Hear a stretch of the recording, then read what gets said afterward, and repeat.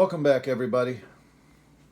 It's time for another video, another repair video.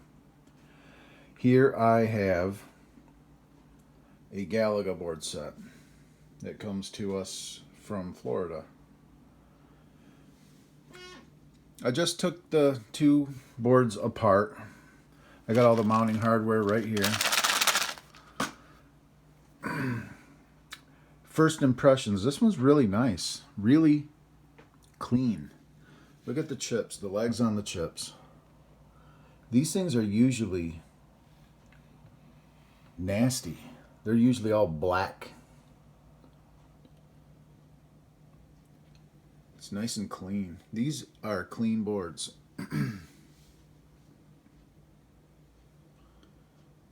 Not bad. Not bad at all.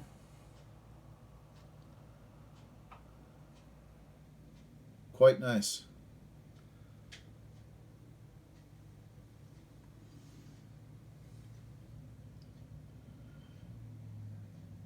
And it is complete.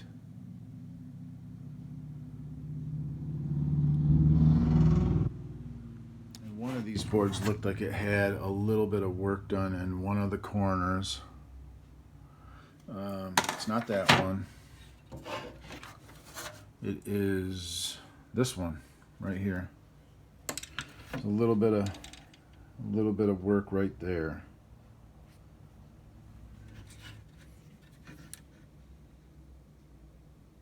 I don't know if that chip was replaced.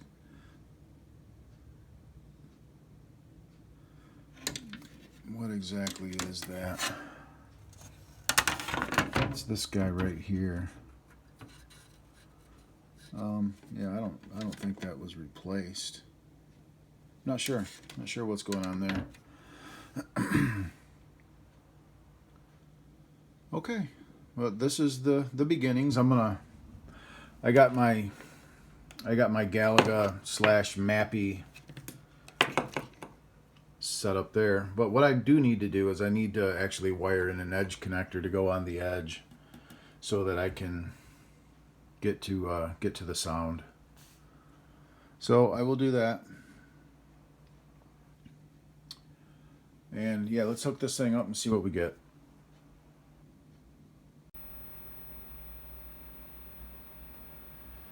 Okay, I have it hooked up here, and I plugged it in, and the screen just came up blank. It was white, nothing. And we have a chip right here that was put in backwards. It was like that. And it was flaming hot. And it was starting to smell.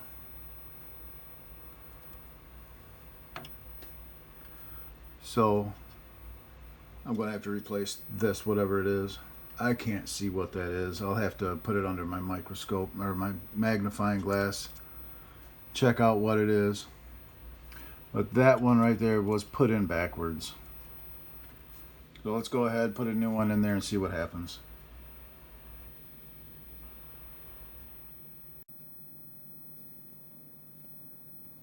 Okay, I replaced, it's a 368. I replaced it, and I'm monitoring the power, and I plugged it in, and I got 4.7 volts, which is on my power supply. I can adjust it up, but that's fine. The game will run at that. So I started looking, and mind you, I always look over the board, and I started putting my hand on. I put my hand right here, and about got burnt. That custom chip's in backwards. I can't catch everything, guys. I mean, when you gotta be careful when you're taking chips out and putting them back in, that they go back in the right way. That one's in backwards. It's probably dead.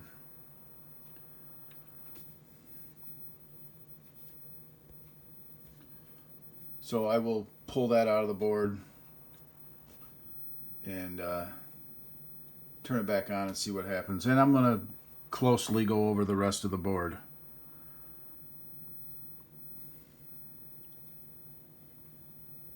And that sucks too, is I look at all the notches, but these don't have notches, and my brain just didn't register that that's backwards. So, well, let me pull that out and see what happens.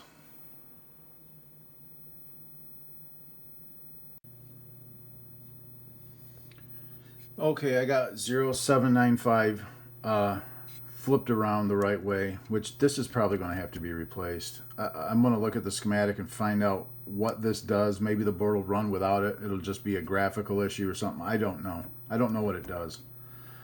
I've flipped that around. I'm up to 4.8 volts, which is plenty good. Actually, I should crank this up to at least 5 because Galaga's funny. And I think I will do that. I'll put it at a solid 5, maybe 5.05. But as for right now, that's okay. Yeah, I got basically no CPU clocks. There's the CPU clock right there for this CPU. This thing has 3 CPUs on it, 3 Z80s on it, and none of them have a clock. But the crystal does work. And my new 368 here is oscillating the clock, or buffering the clock, whatever you want to call it. So I'm going to have to find out. And there's no clock. This board, well, there is clock here.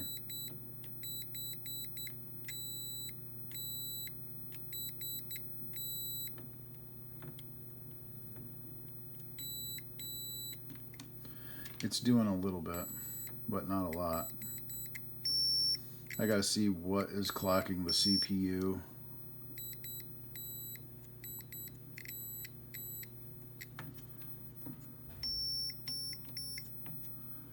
And yeah, see, there's not much going on as far as clock. I'm gonna have to find the horizontal and vertical counters and go over the schematic, find and just go through the clock circuitry. That'll be first thing, is pick it up from here. Where's it? From here, it's got to go. It's got to go to the. It's got to go across to the video board. I would believe to be counted and divided is what I would figure. So we'll look into the schematic and find out exactly where to go.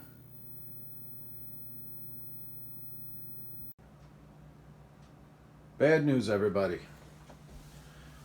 There is the burnt up custom, and you can see what comes off of it. Horizontal lines, horizontal reset, vertical blank. I'm kind of following the clock.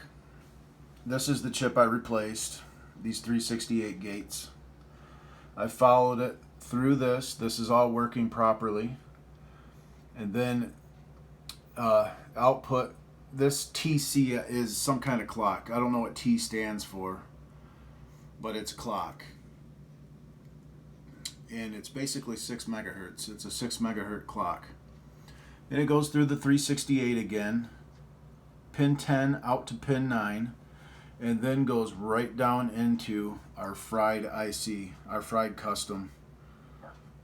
So you can, I'll show you this on the board itself. We got a good clock coming into pin 10 off of all this business, and then you'll see pin 9. So let's come over and take a look. Okay, get the logic probe. This is the 368, and after all that business, it comes back to the 368 on pin number 10. Okay, and then it comes out of pin 9, and you can see it's held low, and that's 6 megahertz, and that goes to this guy. Now you'll see if I remove, I just barely had it in the board, If I remove it, there's our 6 megahertz clock. That thing was pulling it low. So that thing is dead. So we got our clock now. So we need to get a good chip in here. So it looks like I'm ordering from Arcade Shop. I'll buy one of these. Hopefully during this thing's life, none of these were put in backwards like that one was. So, because I did not do that, guys. That was in the board that way. So that needs to be replaced before I can move on at all. So I will do that. It'll be a while, and then we'll get back to this guy.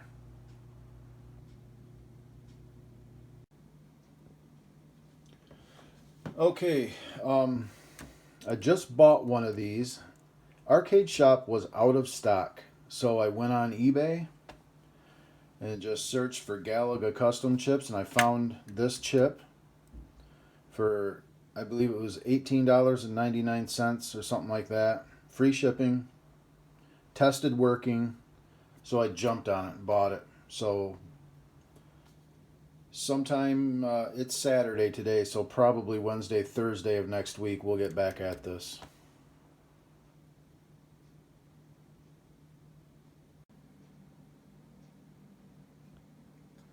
Well, I did have the fluke on it. And ROM checks were perfect, no problem. No problem with the ROM checks. RAM checks were another story. I kept getting, every range I tried to check, I'd get decode errors, DCD errors. So I started to look at the schematic, and Galaga is pretty weird. It's, it uses multiple data buses. Data bus A, there's data bus B, data bus C, and data bus D. And most of this stuff is derived off of, well, some of them are derived off of counters, and some, I believe, are custom. I'm going to really have to look at this and find out where these, what is making all of these buffer data buses, because that's what's addressing everything.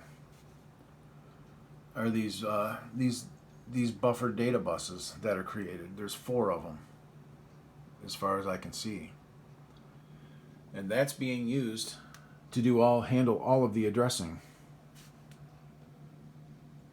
It is pretty strange.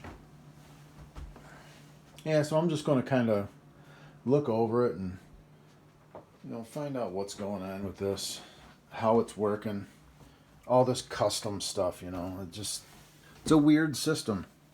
It's kind of cool. I like it. But it is definitely different. So, yeah, I'm going to stop for a minute, and I'm going to just kind of go over that schematic, go over those buffered data buses, kind of take notes. I already got my notebook going here. I've been making notes already. I do this. I make notes for myself. When I go over the schematic and just kind of jot stuff down. So I'll take some more notes on this about all of the 4 that I see, the 4 buffered data buses. I'm gonna just go through it, kind of give myself a theory of operation, kind of, so that I can kind of know where to start, because right now I really don't even know where to look. So I really need to look at that schematic and educate myself on this a little bit. So that's what I'm going to do.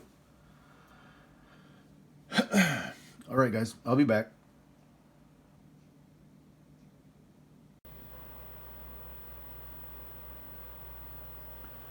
Okay, guys, I have made a little bit of progress. I got the fluke on it, and I have now got sync,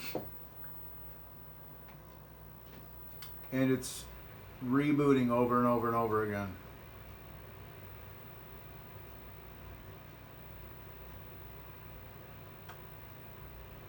This thing had the bad 07 custom right here. This one makes the horizontal lines, the horizontal counts, and it had a bad 07 right here, which makes the vertical counts. This one, remember, was in backwards, so it fried. And then the one that was in the board, this one right here, is just dead. I think what I'm going to do is I'm going to put it back in the board to make sure that it was dead and it just didn't need to be reseated. So I'll do that, and if I do put it back in the board and it doesn't work, then that thing's just garbage. So, yeah, I wonder what these things are. These still ain't doing anything. These CPUs right here aren't doing anything.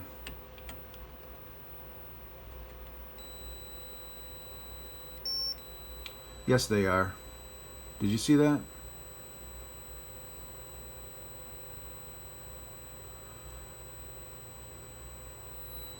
It kind of flashed high right there. This thing has a RAM issue. It's got a RAM addressing. I believe I'm going to go through these. These buffers might be funky. I think this thing tries to start running and it enables these CPUs right here. They get enabled by the reset line. They're held low, and it basically enables these through the reset line.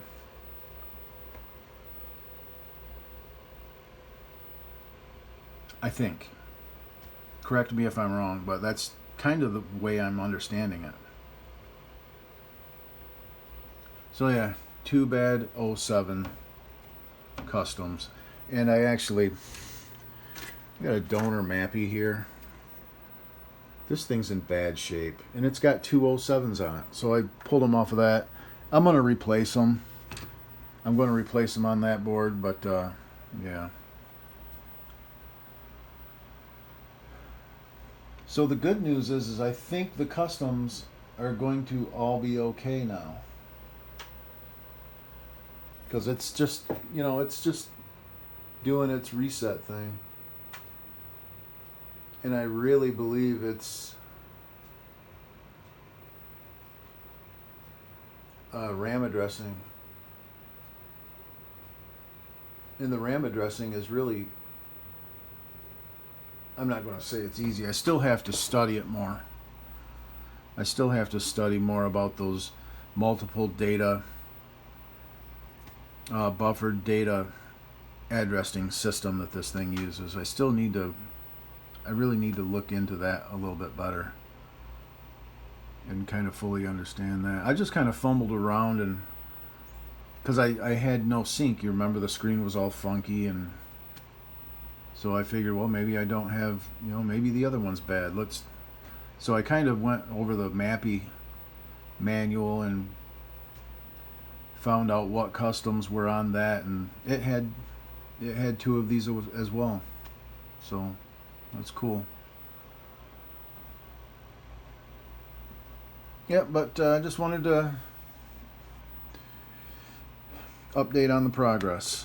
So we're going to figure out why this thing is constantly resetting now.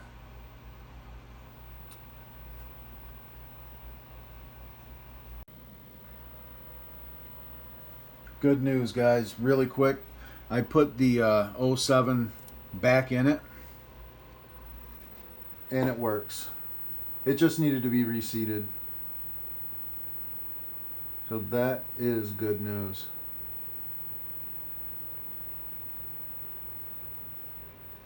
Okay. All right. That's the original one that was in there. I just had to reseat it. So this guy right here, I'll throw it back in the MAPI board. This one's good. That's good. Okay.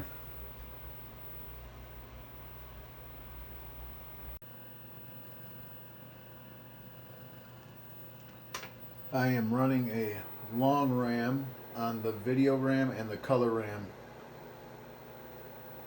That range right there is video RAM and color RAM. Reseating that chip, reseating this guy right here, made the RAM, and it makes sense because it's going to mux those lines together with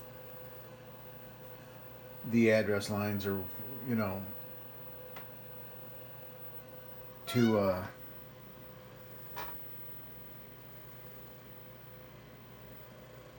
oh, what am I trying to say? You need the vertical lines and the horizontal lines all to be right to access the RAMs properly, basically. So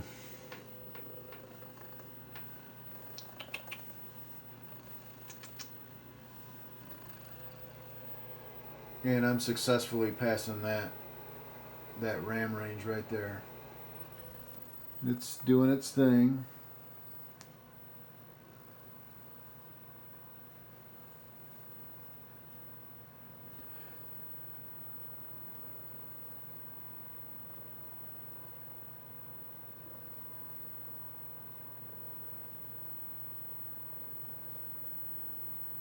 Yep.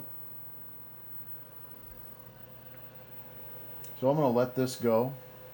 This could take a little while, but this will, you know, I was passing the RAM short tests routinely in these ranges, so I'm just going to run a RAM long test on that whole range, and it's going to be fine. It's working good. Where I'm having a problem is the RAM at 8800 to 9FFF, which I think is a custom chip. Scratch RAM. I think one of the custom chips is Motion Objects and Scratch RAM. I am not positive about that. But it's been kicking me back a decode error, address bit 10. So I'm going to have to look into that. I might have to I know that Mappy board's got one of these 04. It's the 04 custom chip. And I know Mappy has one on them, so I'll probably swap that and see if it passes before I dig into anything, but this thing's close. It's really close. So, okay.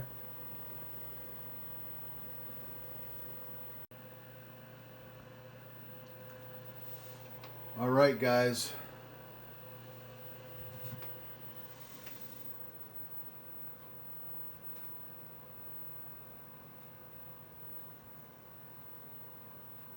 It was the dip switches. I just flipped all the dip switches because I just remembered that in Pac-Man, if you have the dip switches set a certain way, the game won't run. I think it'll do the same thing. Look how good that looks. Those colors are beautiful. I don't know if it does it justice in the camera. Such a cool game.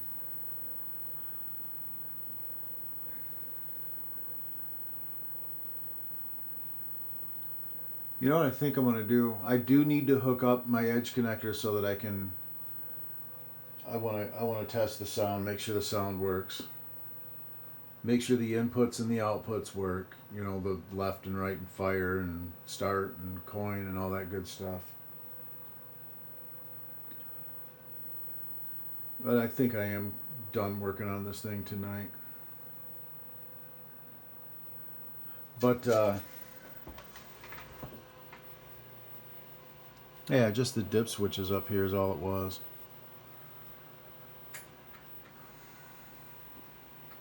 I think what I'm going to do is I'm going to do some cleanup on this board set. I want to replace these sockets, but I don't right now. I did just order a bunch of 28-pin sockets, so I might go ahead and replace all these sockets just for reliability. These things, you know Midway sockets, you know the story there. clean the chips up.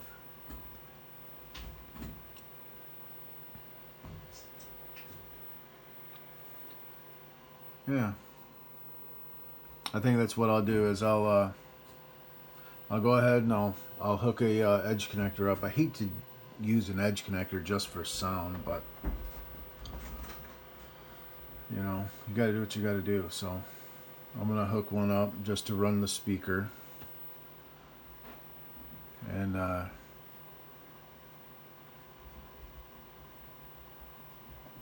we'll do some maintenance, some Midway maintenance. I want to kind of check out the reset pin. No, reset is high. This thing's always high. So I was wrong. It does not enable it through the reset.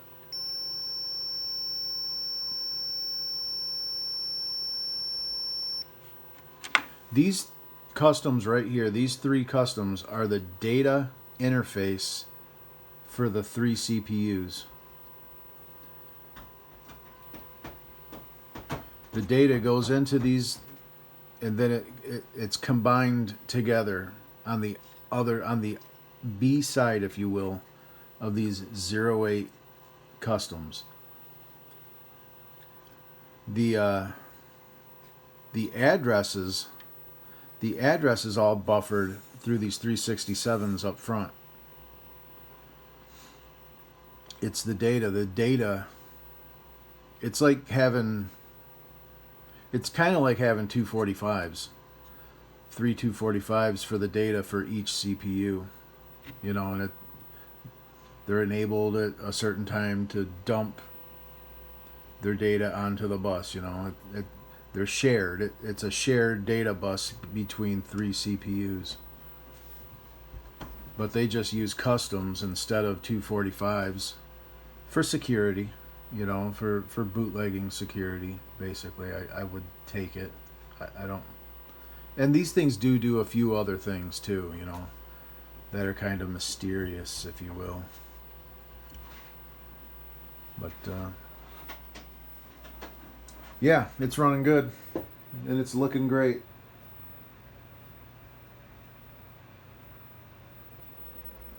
Okay, I'll go ahead tomorrow and hopefully we'll finish this up tomorrow.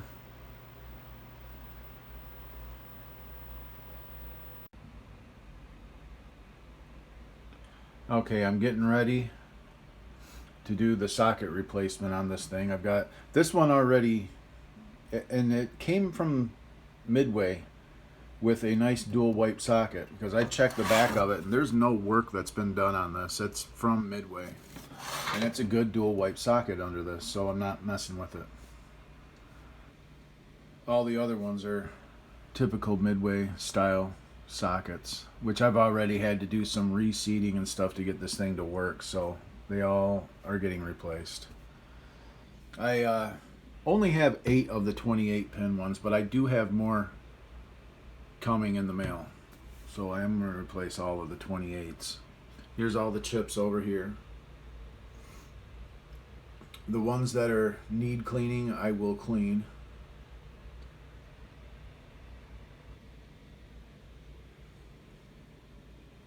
And I took pictures of both of the boards with all the chips in it, because you want to make sure that you have reference.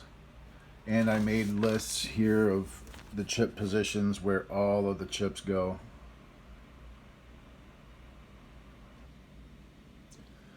Don't just pull everything out without having some kind of reference as to where everything goes.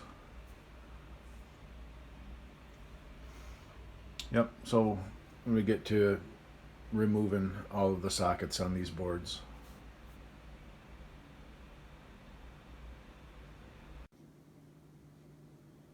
Okay, I got all the desoldering done, and it went well. A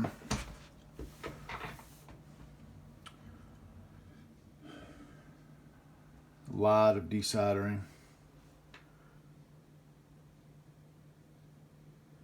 And up here. And over here.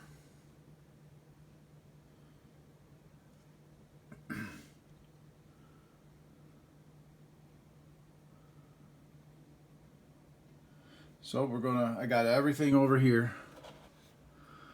This is all the sockets that's going in the board. And the chips, I cleaned the legs on some of the special chips. Basically use my Dremel on really low speed with a soft wire wheel. And cleaned them up nice. All those sockets are going in the boards.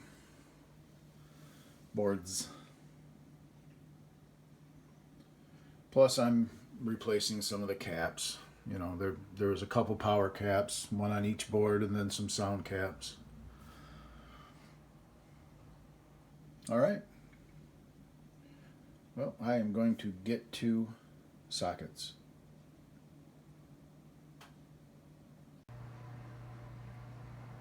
Okay. Every socket that I had available to put in the board is in the board. And I do believe that's the most socket work I've ever done in one day. These are the two 28 pins that I don't have up there.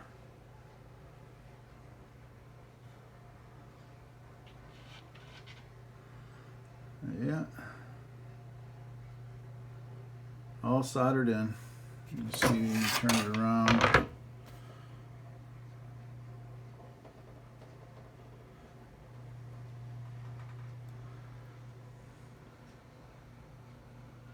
Can you tell what has been removed and what hasn't?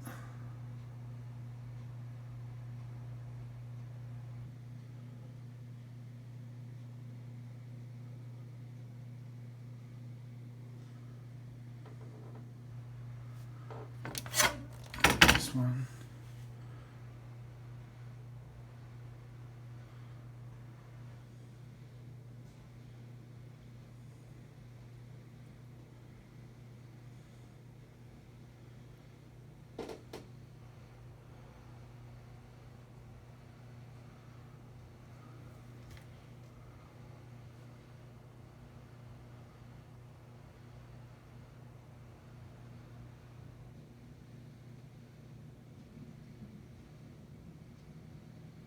And there's the two that I don't have.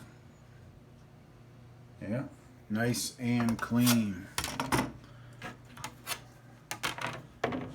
So I'll go ahead and populate what I can minus these two guys.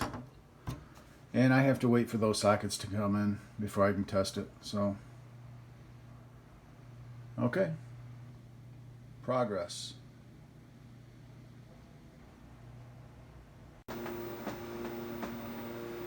Hey guys, I'm back here at this Galaga. I had it replaced all of the sockets. And I had it running for a little bit, and all of a sudden it went all really weird on me. I'll show you what was going on. Let me unplug it. I'm going to put this custom in. This is a O2XX custom chip. Alright, it's in the right way. Let's plug it back in. And you'll see what's going on.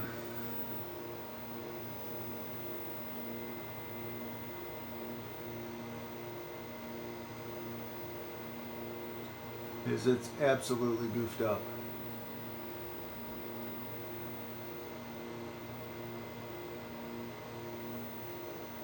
Okay.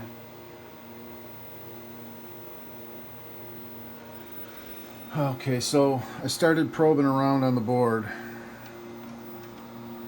And this ROM right here, if I take, let's say, pin 18 is the output enable. This is output enable right here. It's just held low. If I short it to this data line,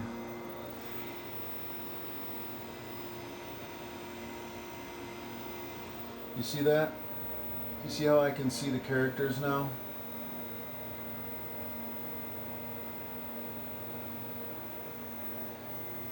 See that? You can actually kind of see the game.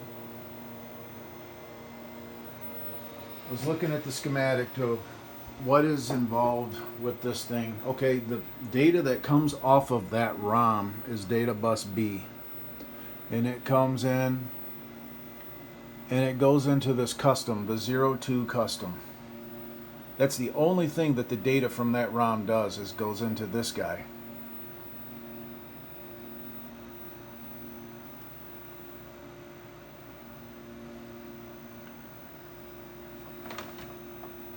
And this is a 2732. Those are those other two ROMs, I believe. 4D and 4F. Yeah. Those are the other two ROMs, which data comes out and goes into that. The data from this ROM, it looks, or from this custom, the data goes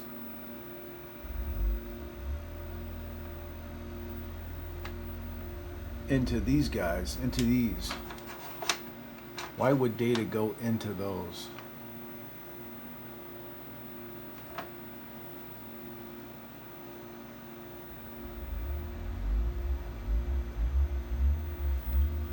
Or you know what, this data bus also, the data bus is from the three ROMs on the video board.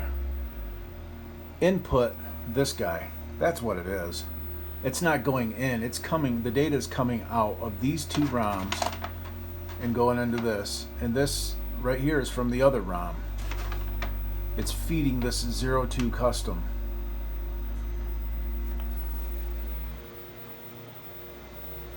Now if let me go ahead and turn it off. Unplug it. Okay. Well, first of all, here, I want to plug it back in. Let's restart it. And look at what these data lines look like. You see how garbagey they look? These are data lines. 13, 14, 15, 16, and 17 are all data lines. And they all look like this. Okay, they just look really strange. Alright, now I'm going to go ahead and unplug it again. Let's turn it off. Now I want to remove this custom.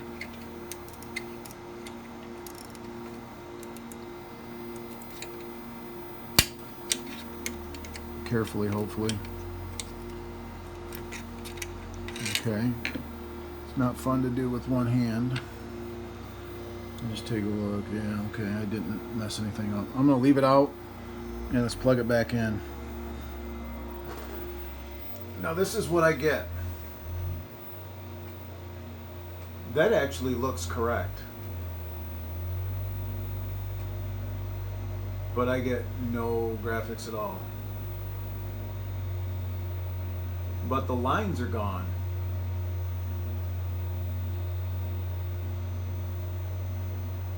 And the program runs. But now if I probe the data lines of the ROM, you'll see that they're really nice and clean.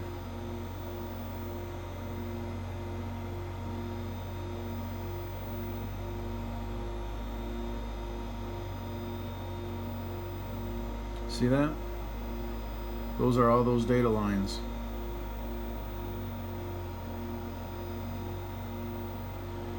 So what I think I have another bad custom chip, 02 custom. And I wrote myself some notes if I can find my notebook. When I went on arcadeshop.com, he has a kind of a description of what these custom chips do. And I don't know if I can find it. Yeah, right here. The O2 is a shift register.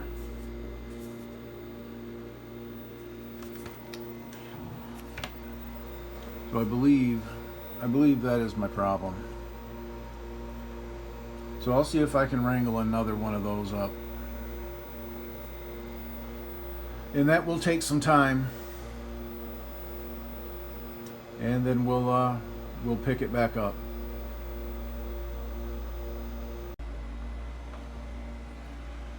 And checking some of the outputs of that O2 custom, these two lines coming up right here are outputs from that custom chip, the O2 custom, and they come up and they're address inputs for 2N, which is a PROM.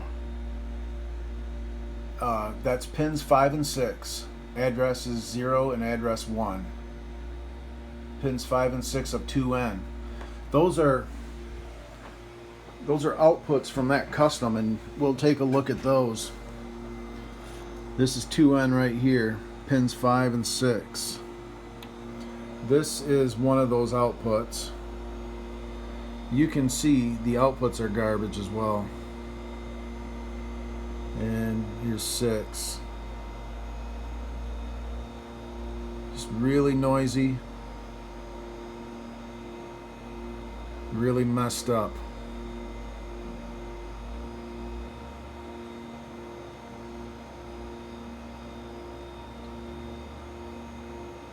I wonder what those sound like on my scope or on my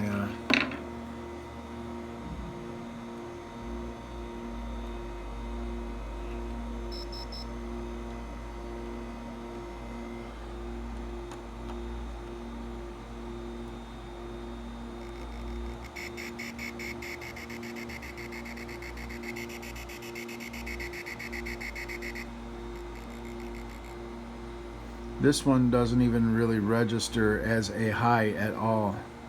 It registers as a pulse, but not really as a high. That is definitely not good. And these are the other address inputs to this PROM.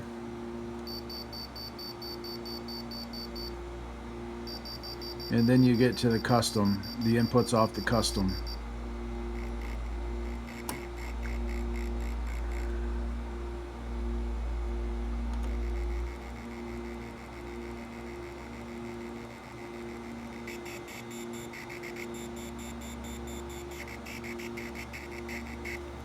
Not good. Alright, just kind of wanted to show that. This thing's cooked. I don't know why it went bad. It's pretty annoying for something to just crap out like that.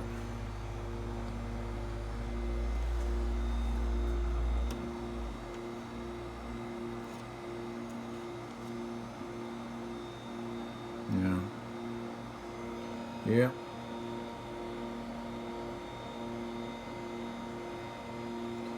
This one right here is almost complete. This one right here is almost completely dead.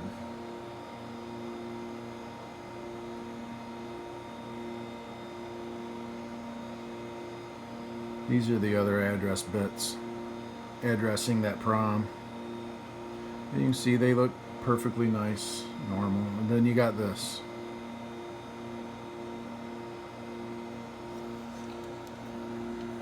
Alrighty, yep, I'm gonna have to find another one of these.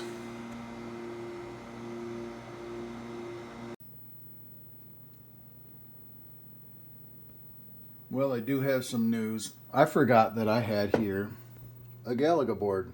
I forgot that I even had that here. So I took the O2 off of it to try. And it's doing the same thing. So it's not the O2 chip, which is actually good.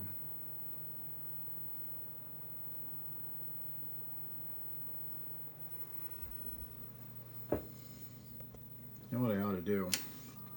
I'm gonna fire this thing up, and with this O2 in it, I want to look at the signals, see what they look like.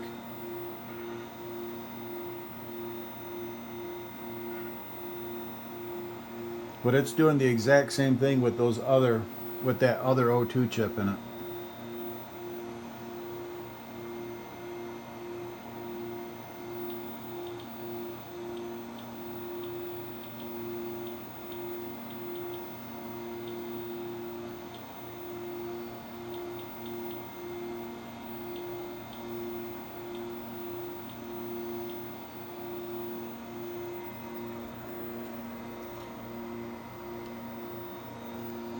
And we're getting the same thing.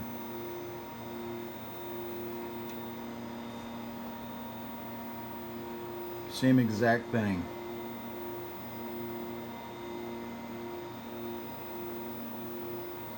Okay.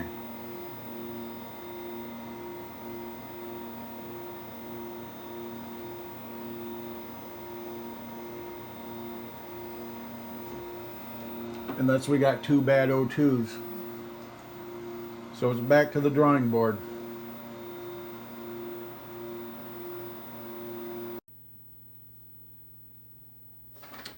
Okay, I'm doing a little process of elimination, and what I've done here is, you remember I have the Galaga board, video board right here that I forgot that I had here. I took all the chips.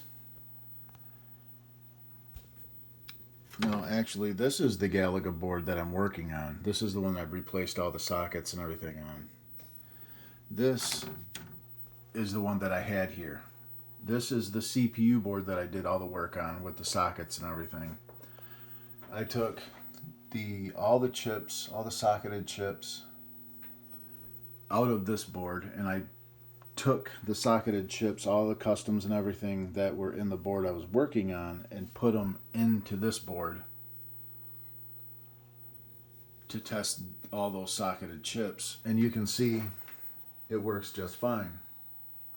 So it's not a chip problem. I do not have a custom chip problem, which is nice to be able to eliminate that. And it also eliminates, I don't have a CPU board problem. So this board is good to go. It's got all new sockets. What is it?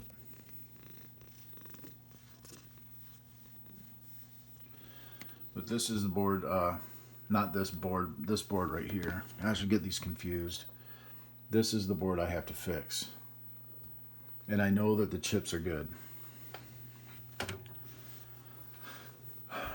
So what I will do is, this board has a circuitry problem on it. Something did just flake out and go bad on this thing. So I think how I'm going to attack this is, there's this whole line of RAM down here, and I'm going to eliminate everything I can before suspecting the RAM. I'm going to look at the addressing to these ROMs, because these are not directly addressed by the CPU and this ROM. I'm going to look at the addressing circuitry to these ROMs first. That's the first thing I'm going to do. And if that all checks out good and all the chips involved in that work properly, all of the 74LS stuff basically that addresses these ROMs, then I'll just suspect that the RAM's bad. The RAM went bad, because I don't really have a good way of testing the RAM. But I know that this guy right here is inputted by all of the data coming out of these.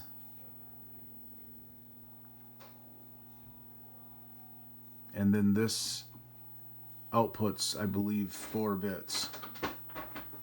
It's basically like a 4-bit shift register. So, yeah, it's a little weird, but it's really not that complicated when you look at the schematic and kind of get it. But like I said, though, I'm just going to look at the addressing to the ROM and start there, go from there.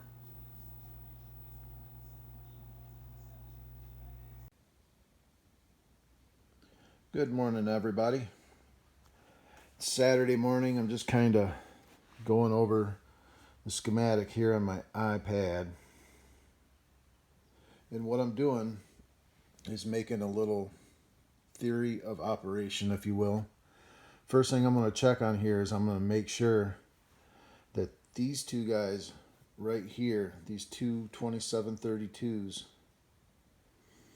are being addressed properly, because they input the O2 custom chip. So I want to make sure that the data that is receiving is correct. before I move on to the RAMs at the bottom of the board. That'll be the next thing I do. I'm going to verify that this is all working good. So what I did was I just went through this schematic and made myself a theory of operation of how this works, and that's how I'll tackle looking at it and analyzing it. But I'll go over what it's pretty, it's over a page of theory. It's 2 pages basically of theory here.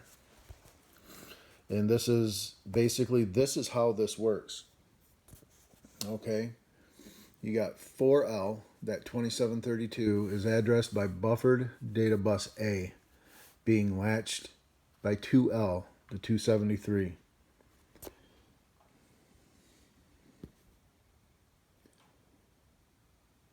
No, that's 2E. 2E. That's a typo by me. It's 2E, not 2L.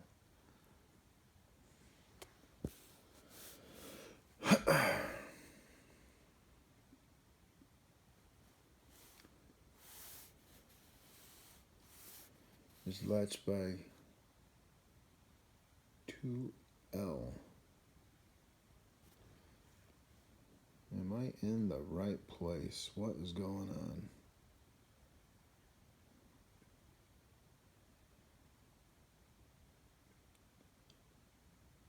Oh, I'm not in the right place. I'm checking all 3 of the ROMs, so I have to find the other ROM. And it is right.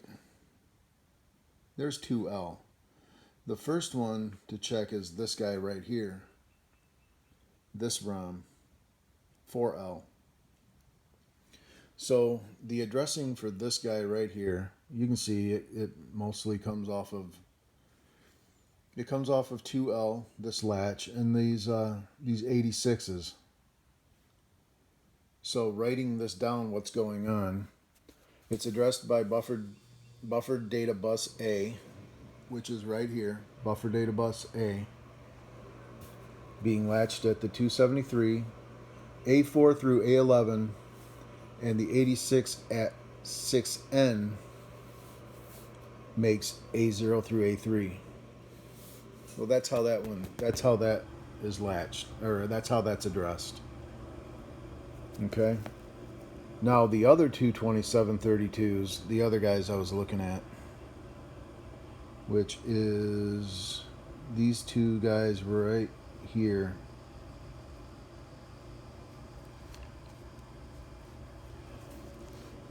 Okay, they share the same addressing inputs. Buffered data bus D data is latched in the 273 at 2E, which is this guy. Buffered data bus D right here comes in, and it's latched into this 273 along with whatever that is. Is that 16V? Okay. Along with the 8th bit being 16V at pin 8. 1Q, 4Q, and 8Q are inputs to the 153 at 1B. And there's the pins. 1Q goes to 10 and 12, 8Q goes to 5 and 6, and 4Q goes to 3 and 4. And pins 11 and 13 of the 153 are from the 86 at 3B, pin 6. That's 11 and 13 right here. It comes from that guy right there, 86 at 3B. So it's XORing 16H along with this input, or this output right here. Okay. The 2 outputs of 1B, the 153, are address 6 and address 7 to the 2732s. Address 8 through address 11 are the other outputs of the 273 at 2E. Q5, pin 12 of 2E, is the enable for the 2 2732s on pin 18. And you can see here Pin 18 comes from whatever I said that was, pin 12. That enables this guy, but then it goes through an inverter basically here, and the inverse of that signal turns this guy on. So one of these would be on, one of them would be off at any given time. All right, that's that. Pin 20 of both of the EPROMs is activated by 2H, and that's pin 20 right here. Pin 20, there's 2H coming in, and it's connected to both of the ROMs. Okay. The remaining addresses are derived from buffer data bus C, which is this guy right here coming in. Buffer data C.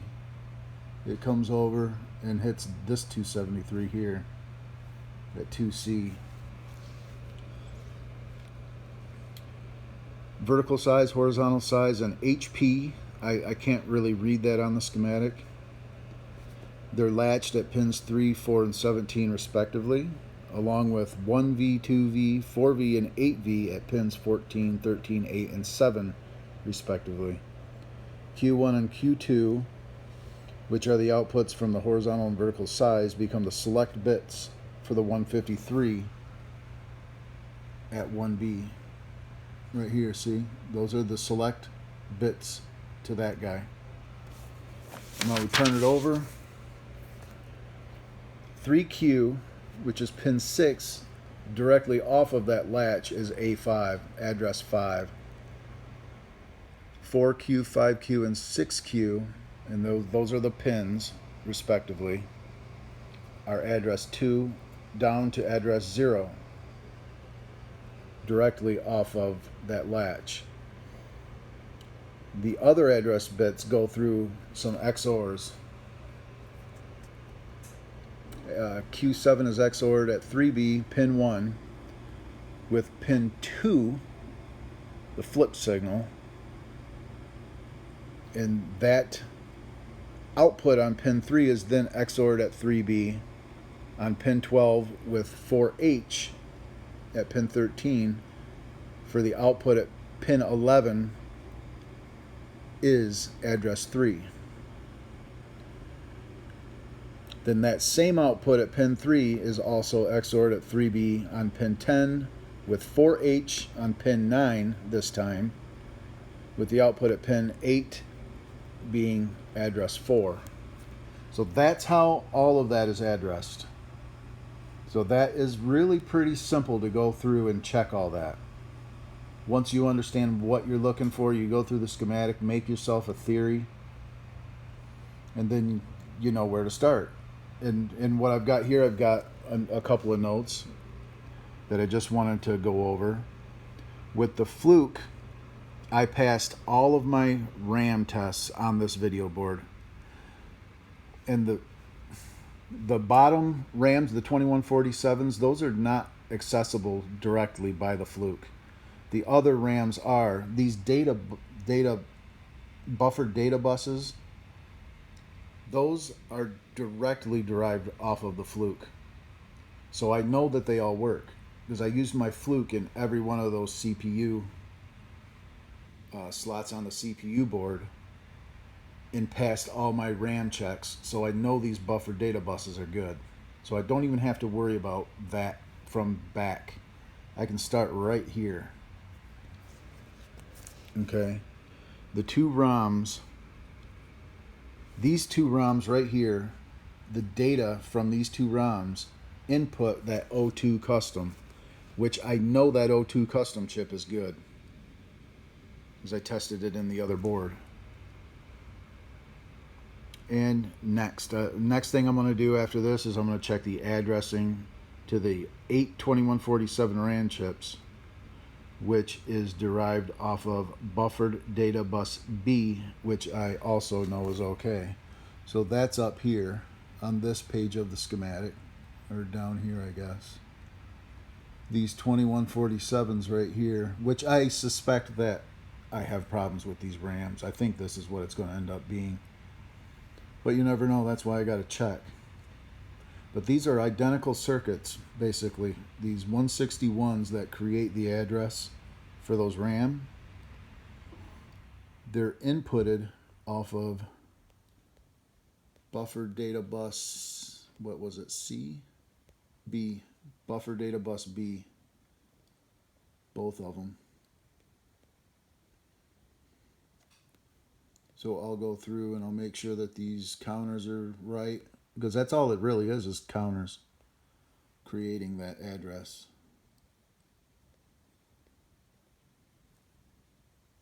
Yeah, that's really all it is.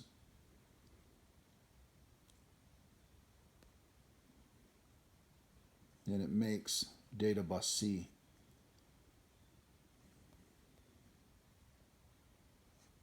And data bus D. Those are not buffered data buses because they're not directly off of the buffers. They're created off these counters. So that'll be next thing to do after I go through all that ROM circuitry. Alrighty, we'll see you later. I'll be getting to that in a bit, and I'll be back. Okay, I'm starting out at the top with the 273 2L, checking that, and you can see I am all hooked up to it, and I'm just sitting here watching this data, and you can see this is the input side, this is the output side. And if I stop it, you can see we can go down through.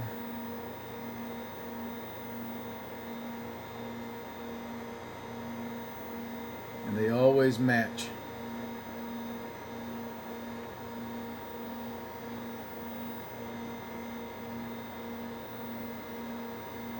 What is in is always going out.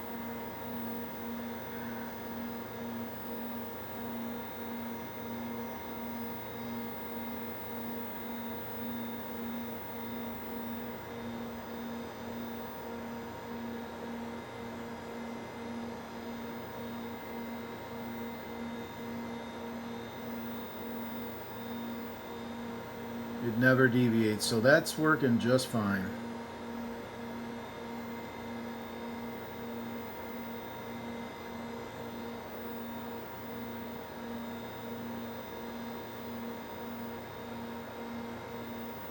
Alright, so that 273 is fine.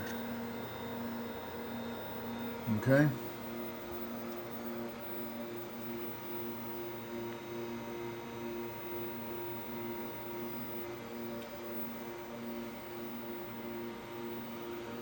And I think there's another 273, so while I've got this hooked up like this, I'm just going to pick this up carefully and move it over to the other 273. So let me do that. Be right back.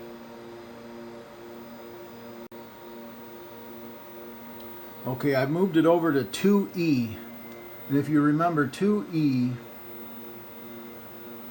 is over here someplace in this 2E. 2E273 is also involved in what I'm checking here. So I've got it moved over to 2E. I just picked it up, moved it over. And we'll run it for a while and capture some data. And I'll stop it and we'll just scroll through and see if the input matches the output.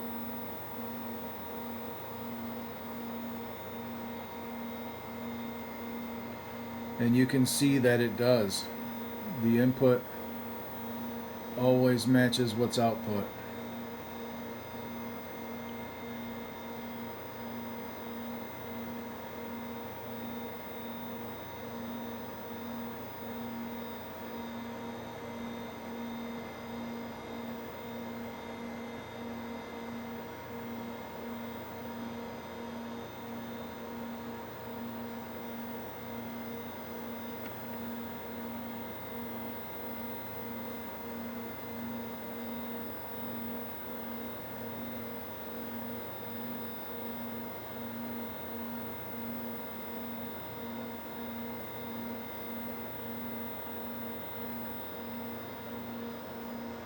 Okay. Yep. So you can see it always matches. So these 273s are fine. This one here and this one over here.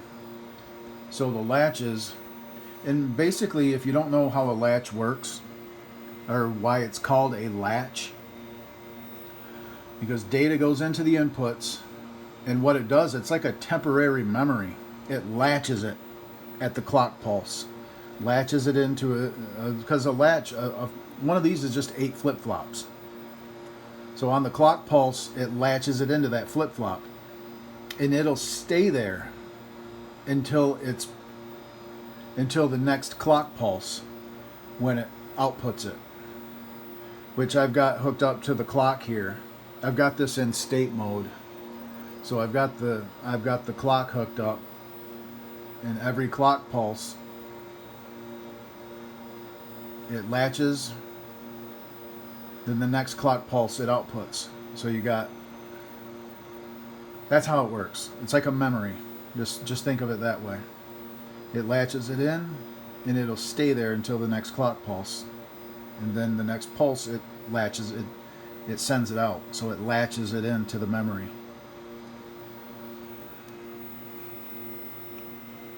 So yep, those 2 latches are good. So we're going to move on. I'm going to hook up to, I think, the XORs. We'll go through and look at these XOR gates.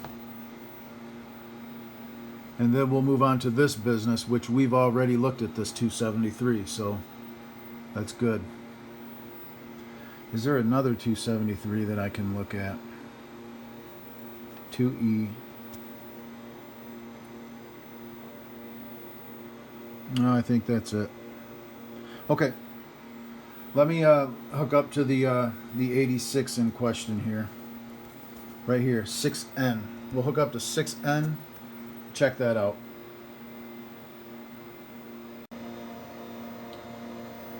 Okay, this is that XOR gate at 6N. And we're just going to quickly go through all 4 gates in that chip. This is really what they all should look like. You got the signal, and then the second input's always going to be low.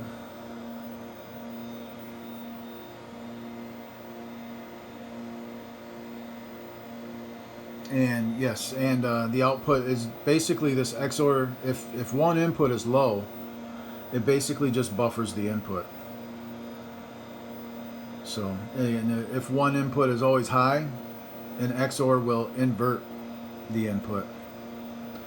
So we'll just quickly move this business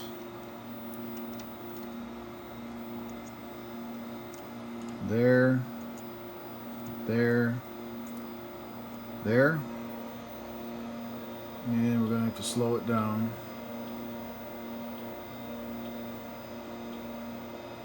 You can see it's just buffering the input. Okay, now we're going to move right here, and we'll move the output right there. Okay, so you got the top line low, and then you got your input, and it's just buffered down at the bottom, so that's fine. And now we'll go here, here, and right there. And let's back it off a little bit. So you can see you got the same thing. You got a low, always low, and that's the flip. Remember, this is the second input to all of these gates is flip, and it makes sense because, like I said, when one input is always high, an XOR gate will invert the input. So what it's doing basically, and this is remember, this is a address to the ROM, is you're basically inverting the address to the ROM. So when flip like in cocktail mode, when it flips, this goes high, and it inverts the output to all of these to select a different place in ROM, and it flips the screen. So that chip is good. So we're going to move on. What do we got next? Okay, so that's it for that ROM. That ROM is being addressed perfect, no problem. So now we're going to move on to this guy. We already looked at 273. Okay. We got to look at this 153. There's an LS 153 four line to one MUX. It's a dual 4-line to 1 MUX. So we're going to look at that guy next, because we know that the 273 is good, and that is inputting that MUX. So we're going to look at that MUX.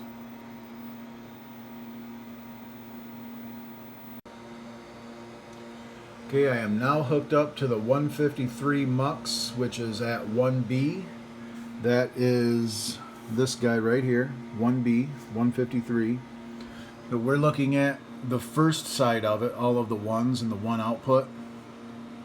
That's what we're hooked up to, the first part of this MUX. It's a dual 4-line to 1 MUX. So we're looking at the first one. So I'm hooked up to the 2 select bits, the 4 inputs, and the 1 output. And I got it running free. I'm going to back it off one and just kind of, right now it's selecting 0 all the time. So this 0 line, the 0 line is always being sent down.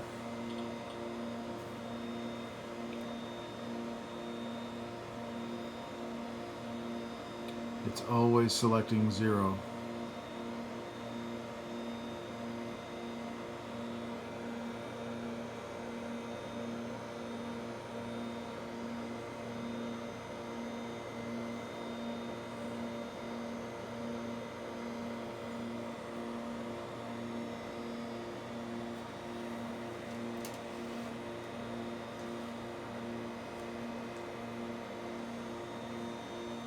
And we're just going to wait until there's a change. I'm going to wait until the select bits change. There we go. Now we're starting to get a little bit of deviation in the select bits. Not much though.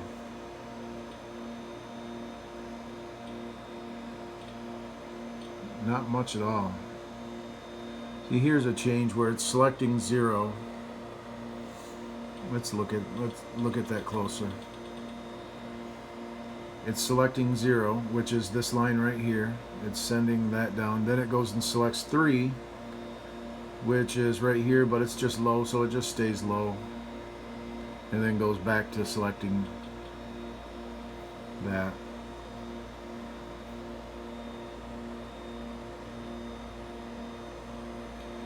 So there is not too much deviation going on.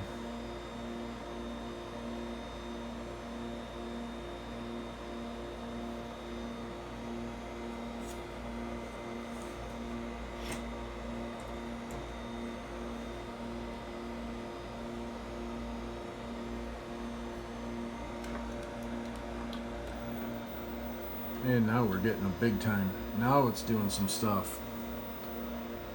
So let's take a look.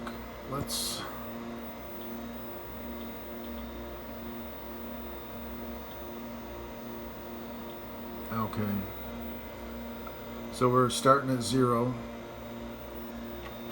It starts at 0, which is this guy, and that's what's down. And then it immediately goes to 3, which is this guy. It stays high, goes back to 0, so it'll go low. Stays 0, so it'll go high. And then it goes to 2, which is 0, 1, 2, so it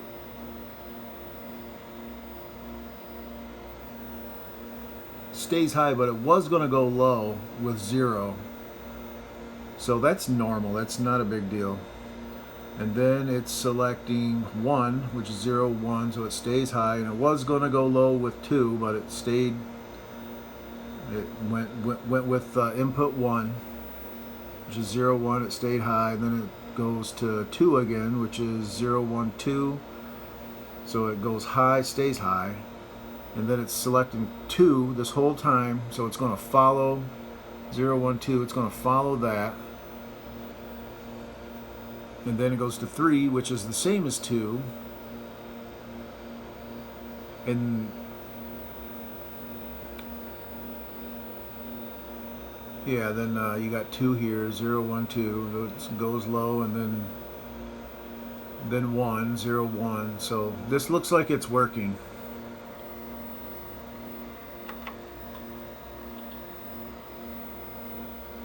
The waveforms, it looks like it's working. It's sending 0 most of the time, which this output matches 0.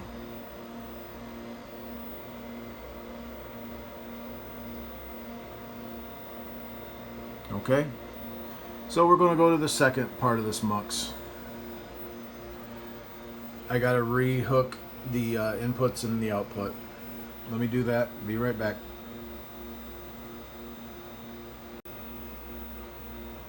Okay, I got it back on to the second part of that MUX, which is pins 11 up to 13 out to pin 9. And it's okay, it's selecting 0 most of the time, which is this line.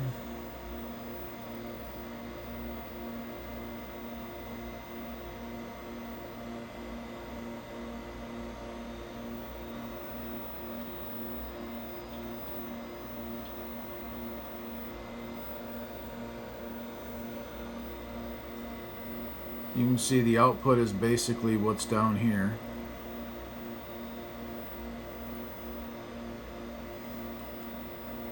So, you know what, I might have to trigger some activity on these.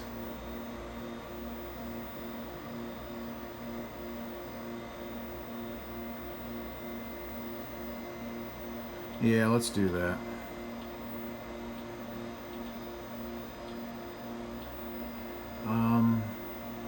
It's going to be, let's go to the lowest significant bit. Oops. Let's trigger on that.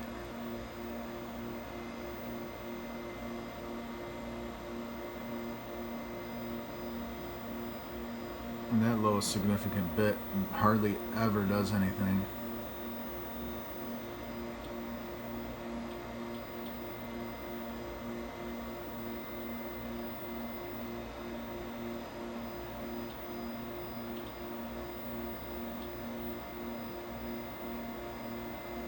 Least significant bit.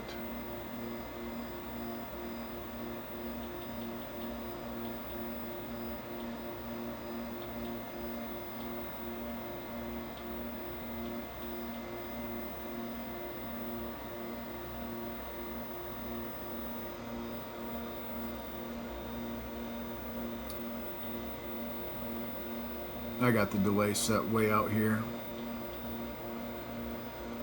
There we go.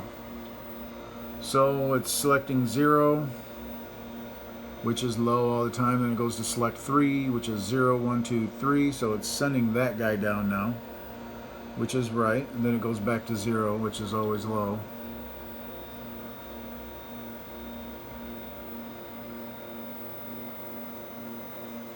Okay, and then 0, always low, 3 again, and then back to 0. You can see it's working right. Let's do another one.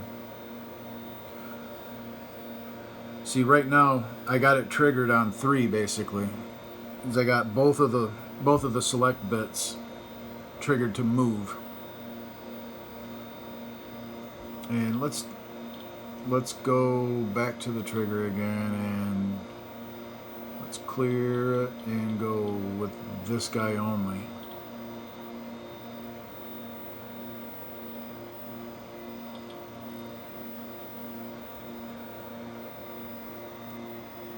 Okay, that did not work.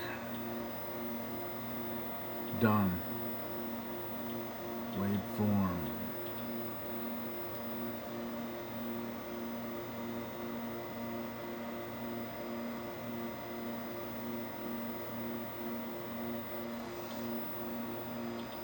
I'm trying to get it to quit doing that. So let's reset it.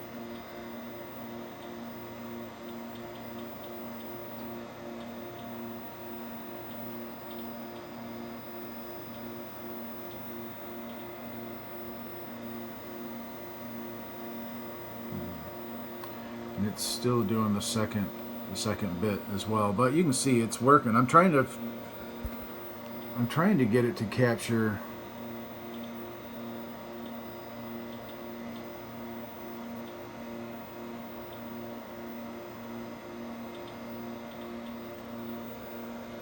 just some random. I just cleared the trigger. You can see it's sending 0 down at all times.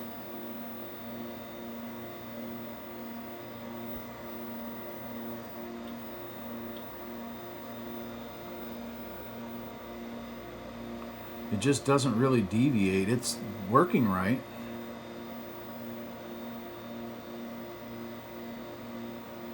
It's doing what it should do.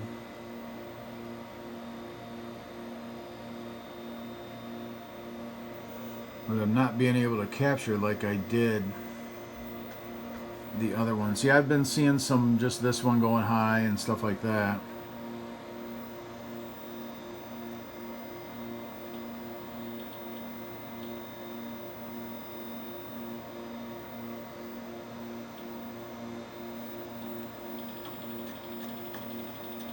It's not really doing any changing.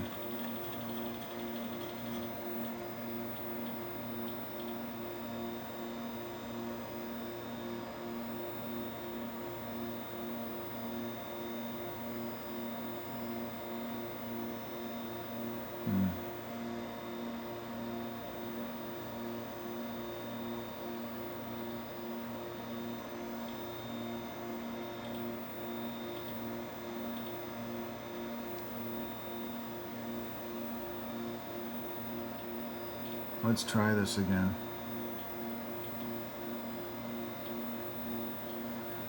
Let's do it on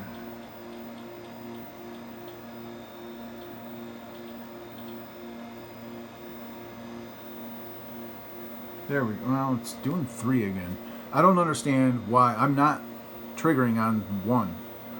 I only want to trigger on the top line. This thing's not doing what I want it to do. But anyway, you can see it's 0, it's just low, and then it goes to 3, which is this guy. So it's working the way it's supposed to work. So I'm going to call that MUX good. And so we'll move on to the 86 at 3B. So that'll be another easy, just go over all the 4 gates of this 86. So let me hook up to 3B, be right back.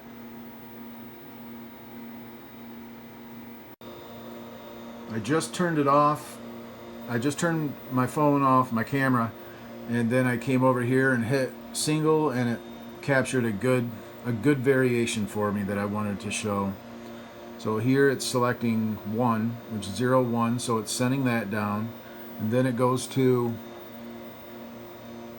0, which is this guy, so it stays high. And then it goes to 1 again, 0, 1, it goes low. And then right here it's 2, 0, 1, 2, 0, 1, 2. Oh, no, it's 3. I'm sorry, 3. 0, 1, 2, 3. So it sends that until right here it goes to 2, which is 0, 1, 2. So it goes low, and then back to 0, which 0 is low. So that's a pretty good variation to look at right there. So it's working properly.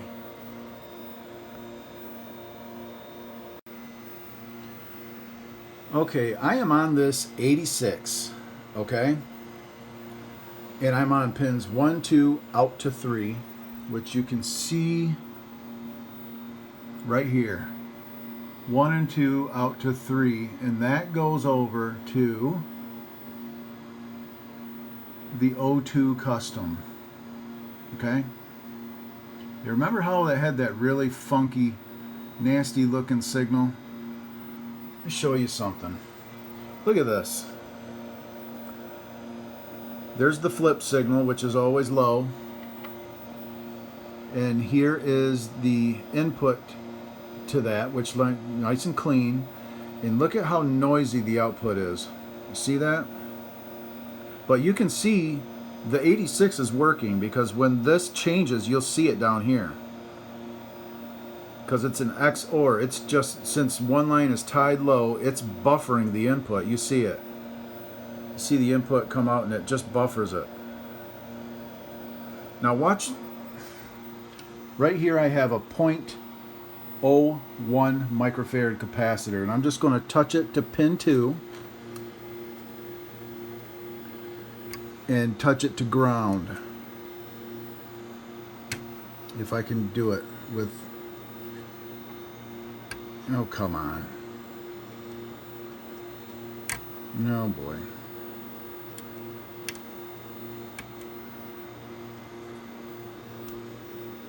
Can't see what I'm doing.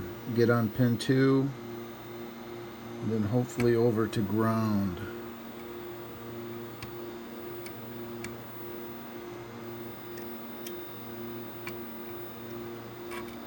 Let me see. This is difficult. Here's pin 2, and then I'm just trying to touch it over to ground. I think I got it. Yeah, see? You see how that clears up that garbage?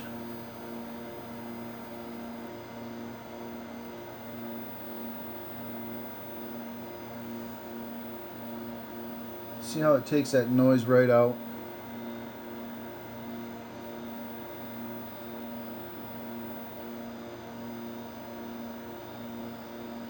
No, just, you have to wait. See, there's no noise down at the bottom now. You see that?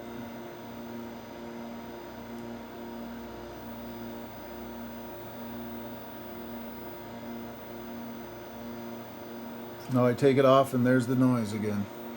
I think I'm going to solder a 0.01 capacitor to calm that noise down, get rid of that noise. I just don't like that. So I think on the back side of the board, I'll do it on the back side of the board so it lays down nice and flat. Because that is so noisy, I just don't like the way it looks. Look at that. See that? Anyway, let's continue down.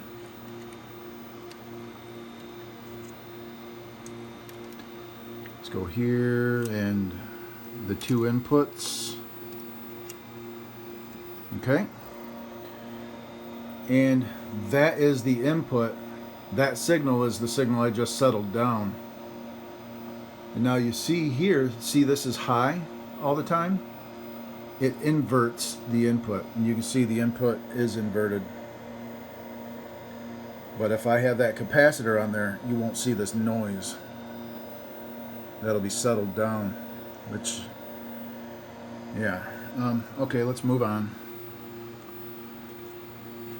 Here's the output and the 2 inputs.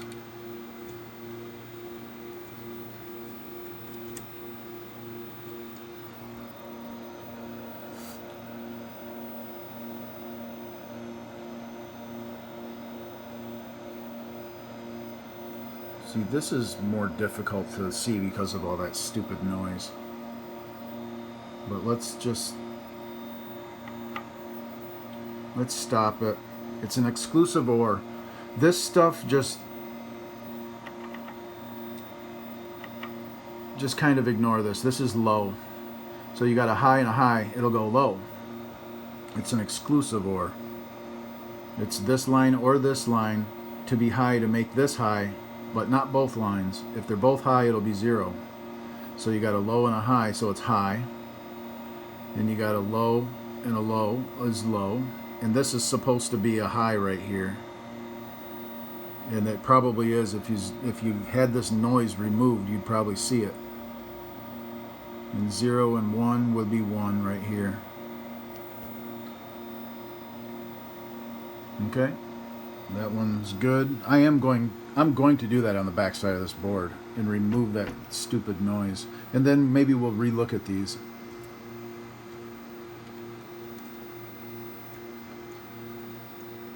Okay.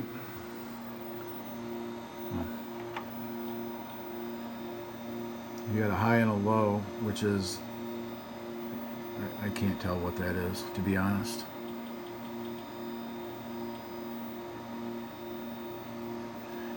It's going to invert this signal. You got high, high, that inverts. That'll be low, that'll be a little high there, and a little low, and then high. Yeah, see, that's working properly.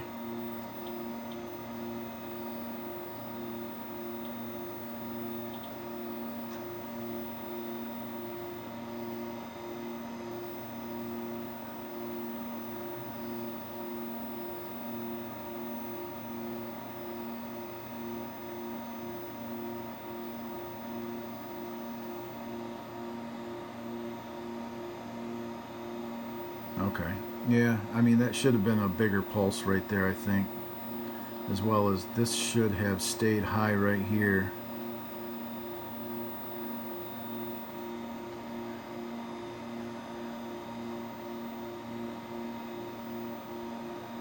This should have stayed high. This 3B isn't exactly working correctly, to be honest.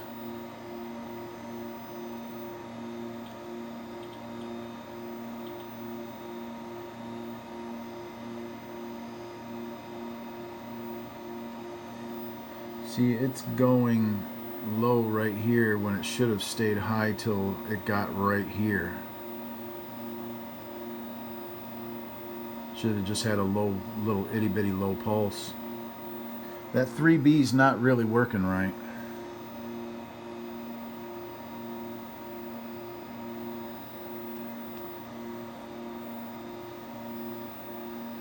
See, it just completely missed this pulse right here.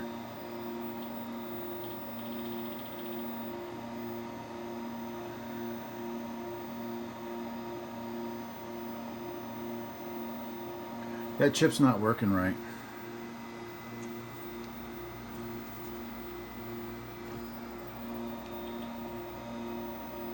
Low and low will be low. Low and a high is a high. And then two lows make it low.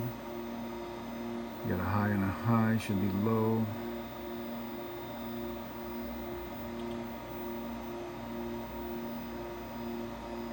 Should not have went low right here.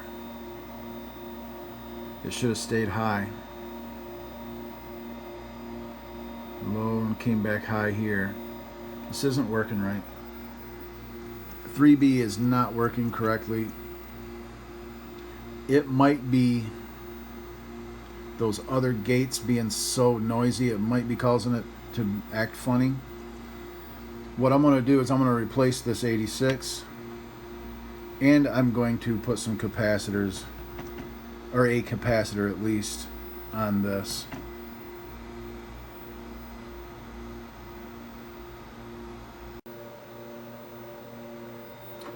Okay, I replaced this LS86 and I added this capacitor. That's basically pin 2 to ground. And you'll see now that noise is gone. We still got our issues, but this chip is now working correctly at least.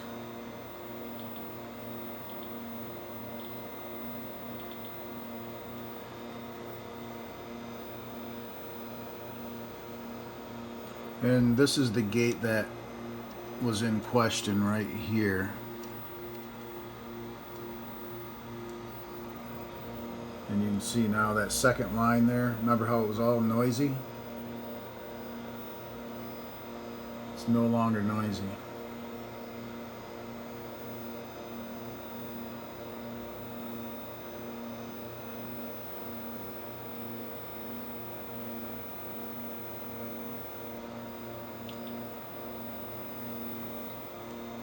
See, it's high and it goes low. And it comes back up high.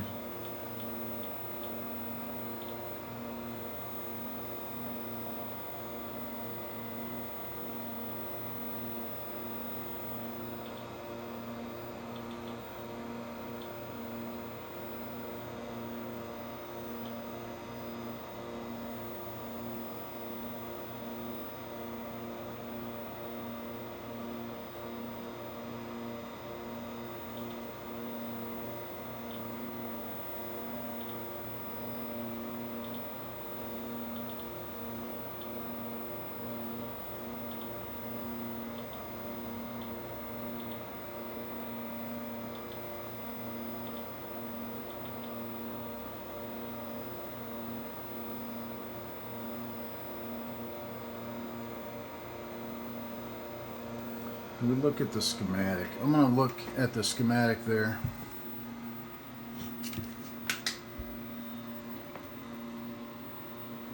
I'm on this one right here right now. Pin 13, which I have 0 on, is 4H. 4H doesn't seem right to me. I gotta see what's making 4H, because that should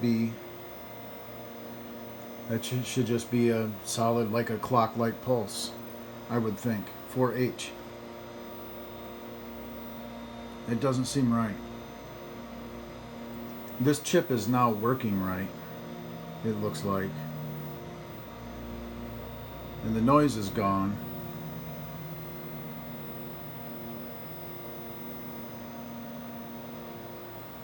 But I think I'm going to have to figure out what's going on with this 4H line up top. Why it's not always pulsing.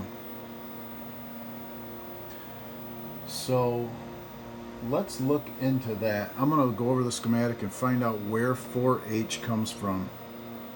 Because that should be like just a train, a constant pulse. Those horizontal and vertical lines. So I'm going to find that.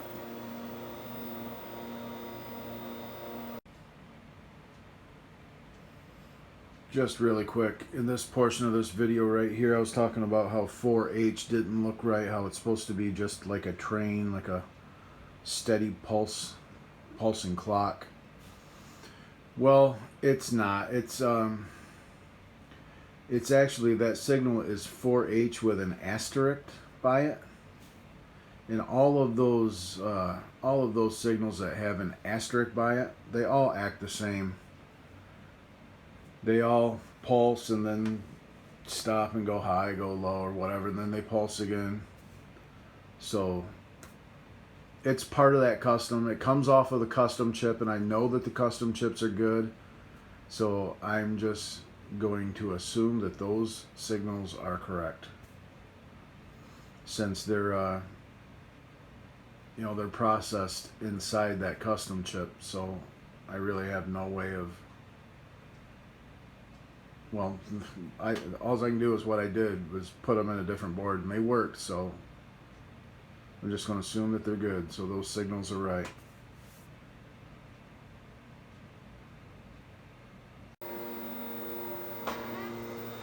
I'm checking out these 365 tri-state inverters. And they're basically just like a 367, except for the control is a little different. But you can see the only time that you care about the output on this is when both lines are enabled. Because there's a common enable on that chip. It's got 2 enable inputs. They both have to be low for it to enable. So So when they're low, it'll send what's on the input out to the output.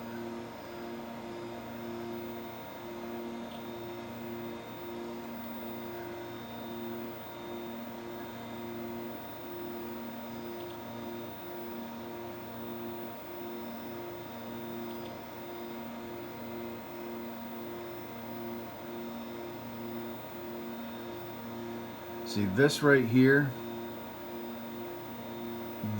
when this went up, this could have stayed low and it wouldn't matter. Because in fact it is tri-stated at this point. Once this disables, it's tri-stated. It's not even in the circuit. So it really doesn't matter what goes on afterwards. You just want to look at the period of time when they're both enabled. That's all you care about.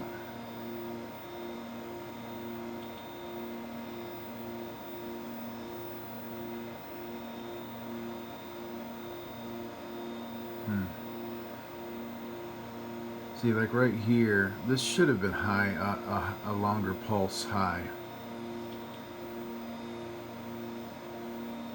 It should have looked like that.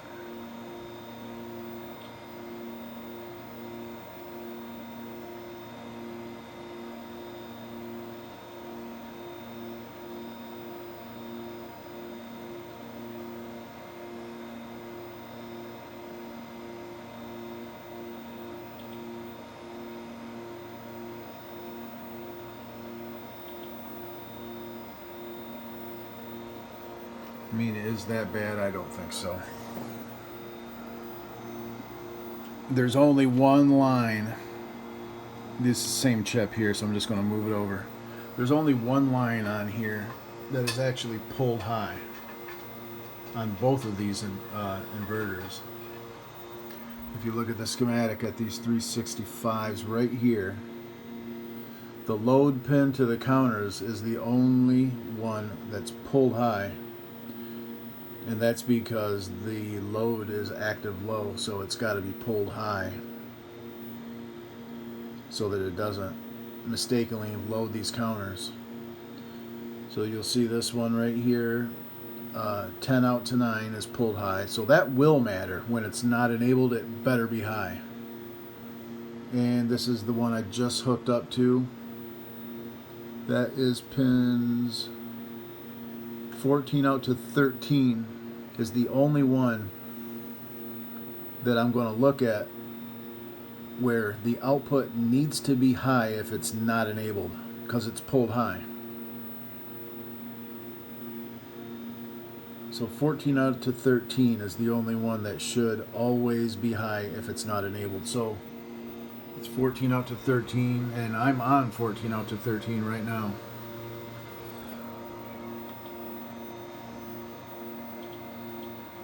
And I'll just run it repetitive and you'll see that it's always going to be high unless they're both enabled and there's a low output. And what I'm going to do is I'm going to clear the trigger.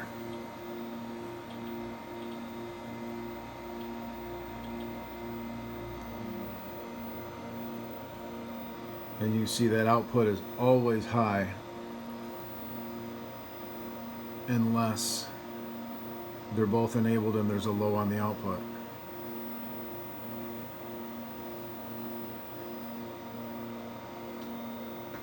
Which it doesn't do very often.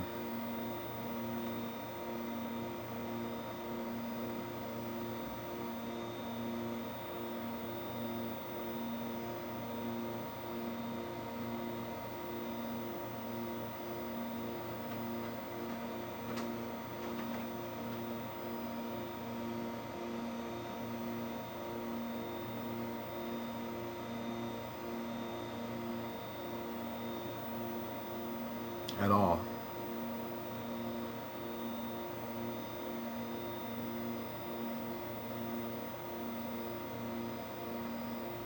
You know what I want to do is I want to trigger on the third bit.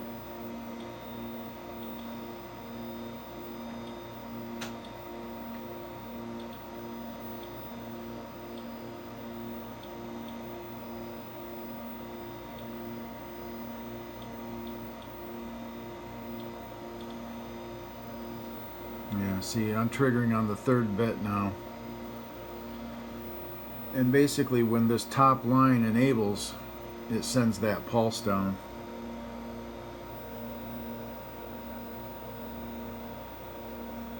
So that's working good. That's not a problem.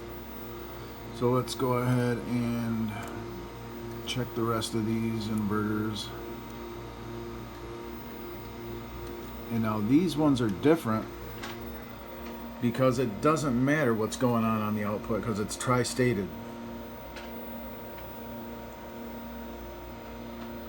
That output is not pulled high or low. So it's just gonna float around, and the only time you really care what's going on is when they're both enabled. It needs to send the data down only when it's enabled.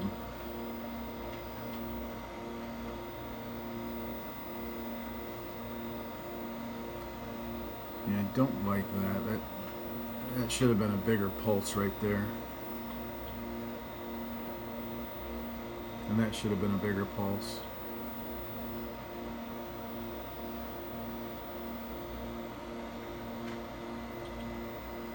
I mean, I don't think this is a problem because just because of the delay it takes for this thing to react to change, it's probably showing that. But this chip is pretty damn slow at reacting. See, look at that. They are both low right here and the output is high. It totally missed a pulse right there. This 365 is not acting right. That should have been high.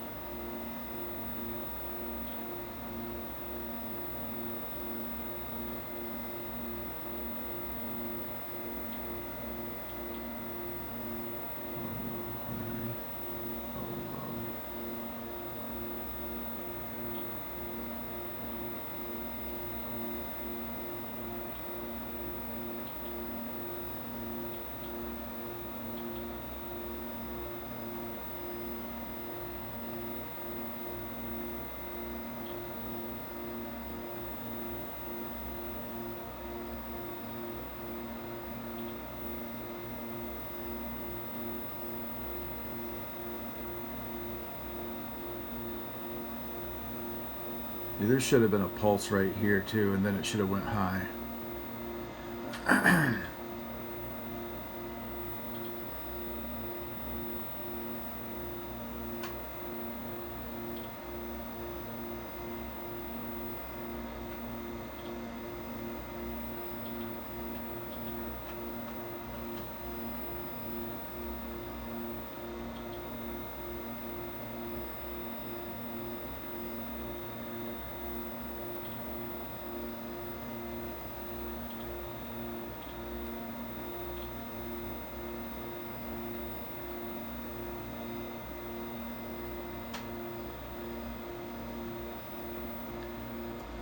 That should have been a much bigger pulse.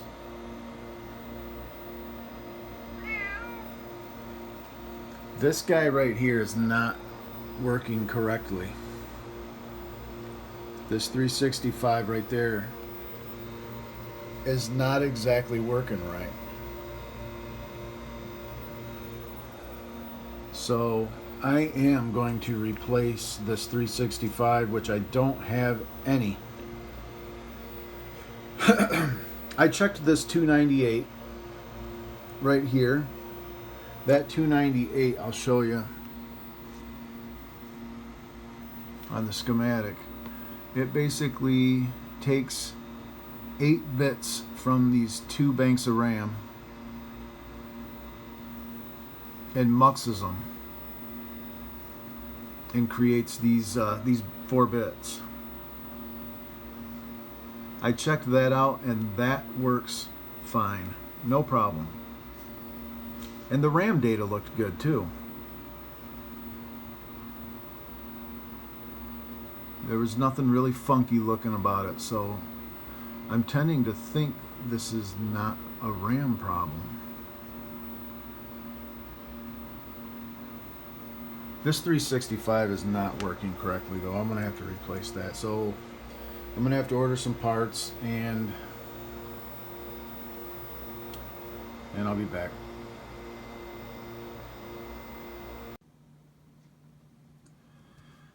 Okay, while I wait on 365s, I'm going to, if you look at the schematic here, this PROM chip at 1C, which is this guy right here, that makes, well, that outputs the data bits that are input into these RAMs. All 8 bits. Well, there's 4 bits that go to each of them.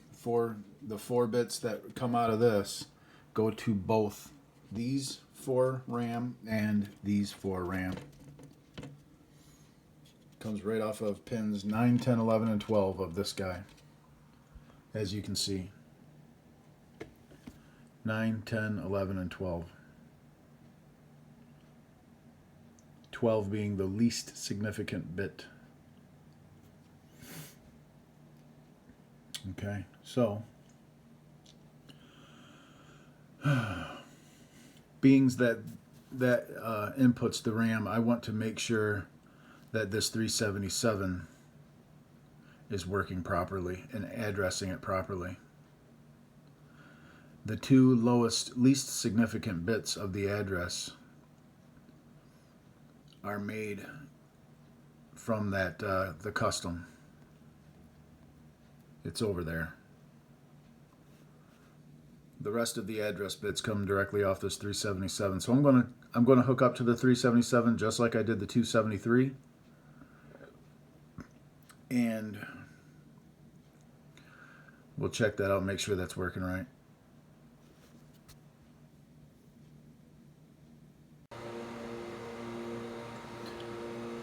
I'm hooked up to that 377 that we were going to look at there, that inputs the addresses to that ROM, that this ROM here that makes the 4 bits of data that goes to the 8 RAMs. And I am just looking at it like this. I'm triggering on the enable going back high, so it's enabled low. This is the clock, 6 megahertz clock. And I'm just kind of watching the output toggle with the input. You can see it's working as it should. Whenever this input's high at this rising edge of the clock, this output will do whatever's on the input, basically. And if it's low, that'll go low. If it's high, it'll go high. And it's just going back and forth, toggling back and forth, so that's working. I actually got one more to look at here. One more flip-flop in this 377 to look at.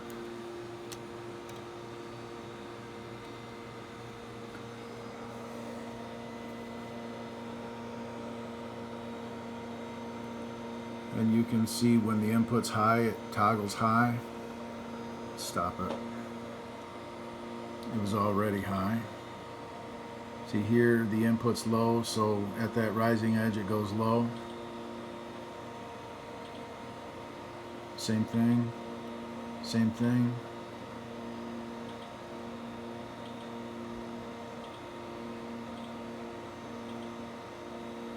It's just high right here all the time because it was already high when the data was high.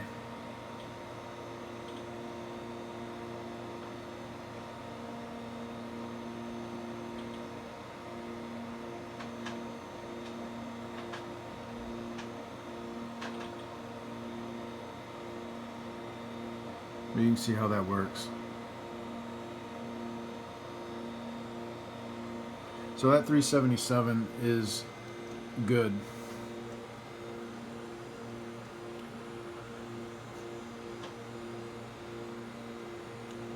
Now I think what I would like to do is, just for fun, while I'm waiting for those 365s, is I want to look at the address going into this and the data coming out of it, and then pull this file up and match up the addresses to the data that I find coming out of it. Just for fun. So let me do that. I'm going to hook up to that, and we'll run this thing in state mode to where it shows this here. And it'll have an address here, and then it'll have data here coming out of it. And we'll pull up the file and just match the addresses with the data. Just for fun. Okay.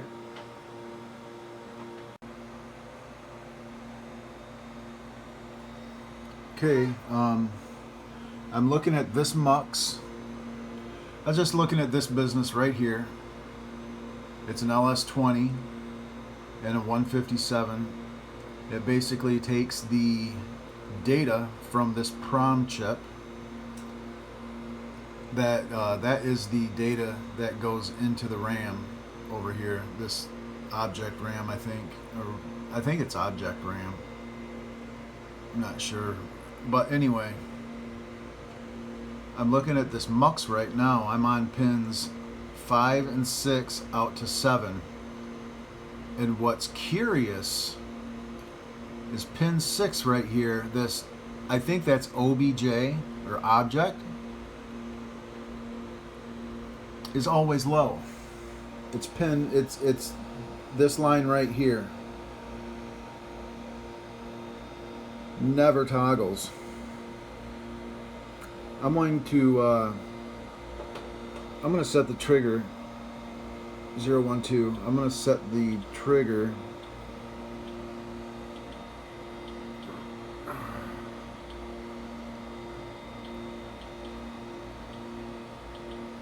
see, it's sitting there. I just put the trigger to trigger on this line toggling, and it's never toggling. Let's go ahead and, oops, let's just go ahead and clear that.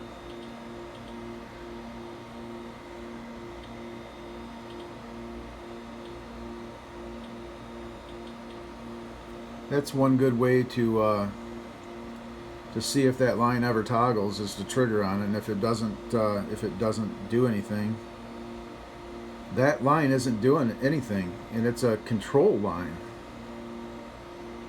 So I'm going to have to investigate that, where that signal comes from. So it's back to the schematic, and I'll have to study the schematic and find out where this signal comes from. OBJ. Odell Beckham Jr. We got to find that. And yes, for everybody, I am a Browns fan, so I'm pretty excited about OBJ coming to Cleveland. Okie doke. Let me look at that, find that, and see where that comes from and what is going on there.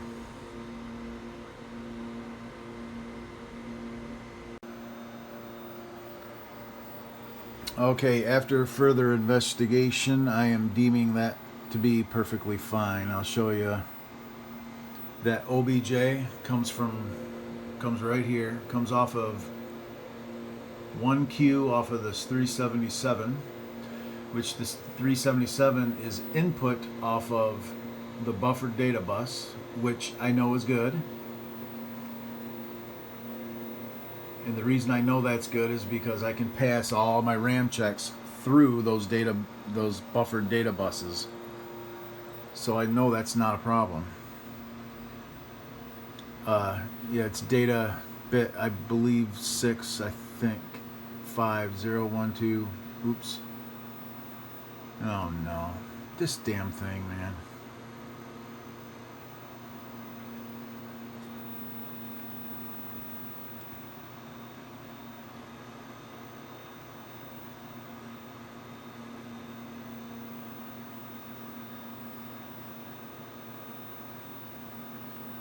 Okay.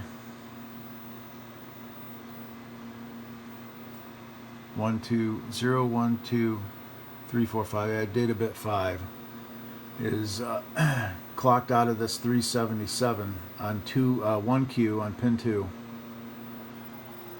and I've got it. These both have to be low. That's the way a 377 works. They're basically 2 enable signals, and they're both low. It'll whatever's on data will go to the queue when both of the control lines are low. I'll just run it. And you can see it's always just kind of in between there. It's always low when these are both low. But if I restart this thing, go run UUT at 0, enter, you'll see that data bit 5 is different now, and this actually toggles. But once the game starts running, it does that.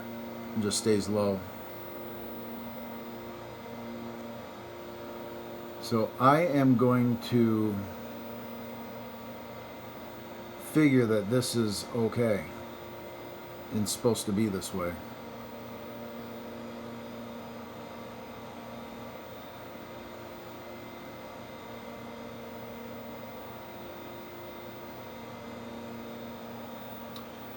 Yeah, because that data line, that data bit, I believe is just fine. And I know the 377's working, so I'm gonna move on from that. I'm gonna move.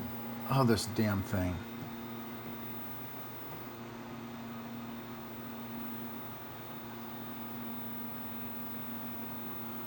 Why did you go black?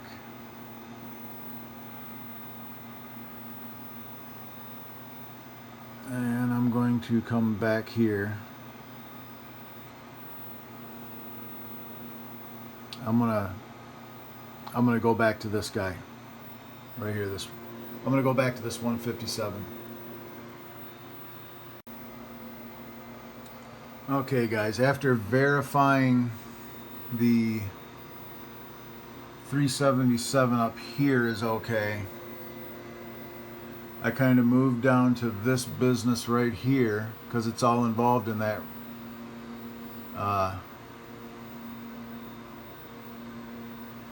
ROM business. Oh, where am I? Where am I?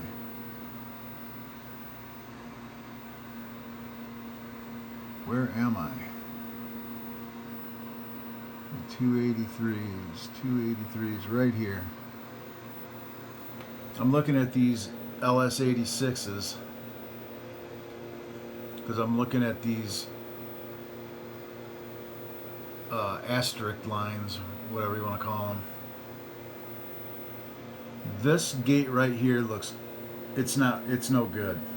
And I'll show you. It's 4B, 1 and 2 out to 3. You see that? It's an exclusive OR. And this is a properly working exclusive OR. Exclusive OR gate means either one of these being a 1 will send 1 down to the output, but not both of them being 1. If they're both 1, it'll be 0. That's how an exclusive OR gate works. So you have a 1 and a 0, so it's 1 all the way until they're both a 0, and then this one goes 1, so it's 1. And then you got 1 here. That'll be 1 all the way across. And there's no good. Oops. Trying to find where they're both a 1, and it sends it to a 0 right here. Well, it's kind of right here, okay? They're both 1, so it's 0, right? This little bit right here, when this is 0 and that's 1, gives a pulse, and then they're both 1, so it goes 0. This is working properly. Now, right over here is another, this is an 86, this is an 86. That's these two guys right here, 4B and 4C. Right here's 4C, and right there is 4B. So we're going to look at 1 and 2 out to 3. Let me just lift this up and move it over. Okay, and let's just run this repetitive. Stop it right now. See these pulses?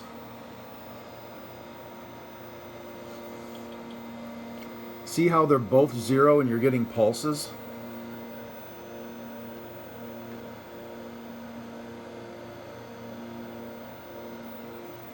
Okay, no, it didn't freeze up. Okay.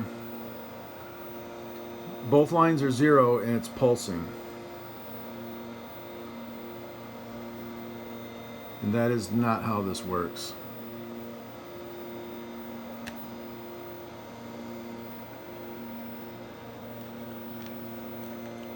So that is definitely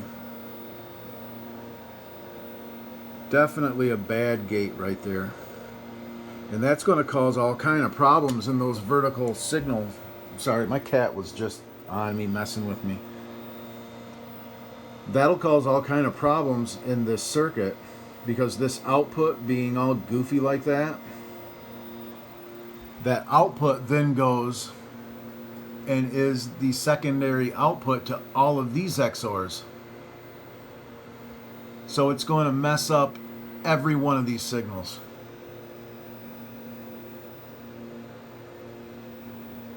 You understand that? What I'm saying here is the output being screwed up here is going to screw up the output to every one of these lines. So I am going to replace 4C or 4B and see what kind of a improvement that makes.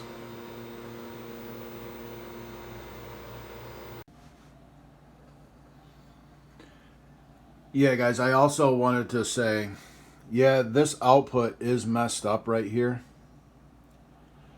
but it doesn't necessarily mean that this gate is bad. I mean, chances are it is, but it's got a lot connected to it. That one output has an awful lot connected to it, including a gate on the same chip. And it could be getting feedback from up here. It could be this 283. So it could be any one of these components causing a feedback on this line. But I'm going to start with 4B. And then we'll fire it up and see, and we'll analyze that signal, see if it's still goofed up. Something's causing this to have all kinds of weird pulsing going on. So let's start by replacing 4B, and hopefully that'll get it cleared up.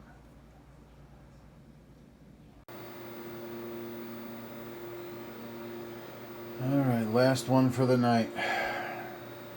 This is the board I'm working on right here.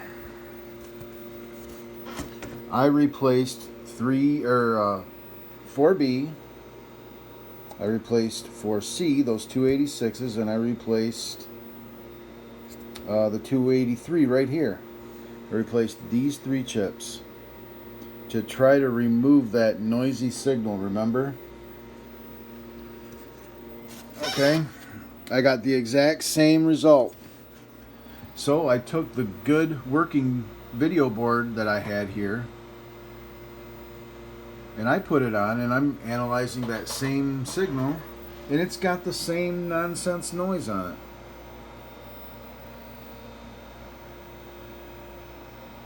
I don't know if that's just a little bit of a bump going, I should put my scope on it. It's probably just a bunch of bumps that this is reading as full, full signals, but it's probably just like bumps all along. I should scope it. I should look at it with my scope. But you can see the boards work. This board works. And it's got the same anomaly on that line as the other one. So I just kind of wasted some time replacing chips, but whatever. The board's got new chips now. Just I don't know, frustrating, I guess.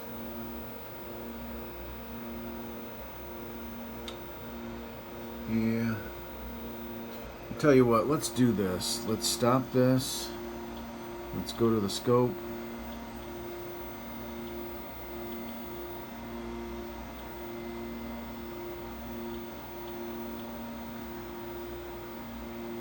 Let's do, oops.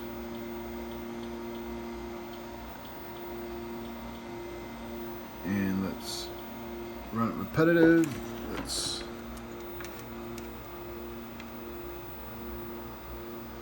hook this to ground and let's look at that signal.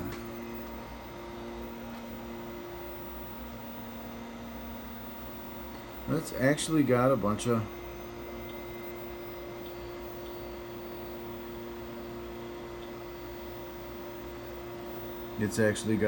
little pulses on there.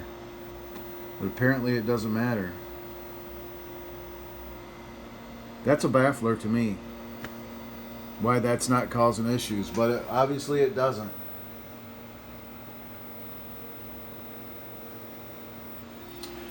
So, okay, I just will not worry about that. Yeah, you can see this is exactly what I was seeing. A bunch of little pulses, and then this is the actual signal that's being processed, and it's just got this on it.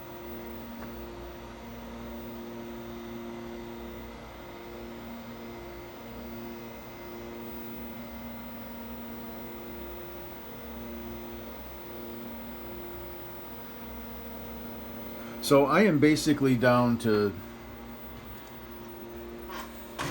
this 365, I believe right here, was acting weird. It wasn't quite right. It wasn't completely dead, but it wasn't quite right. Now, I don't know if replacing that is going to fix the thing. I think it might just be RAM. I may just pull all of these RAM and use the two 2148s in the board. Is what I might end up doing. Because I think I've gone through about everything on this board, and I don't find much problem. I replaced these guys right here. I replaced this one a while ago, so this stuff is new. Wasn't the problem. I replaced these to try to eliminate that, and apparently that don't matter. Which I don't quite understand what that's all about, but it doesn't matter apparently. So I think what this board's going to end up just being is bad RAM. So I think tomorrow what I'm going to do is I'm going to go ahead and remove all 8 of these and put two 2148s in the board and see what it does. That's better anyway. So alrighty, we'll see you next time.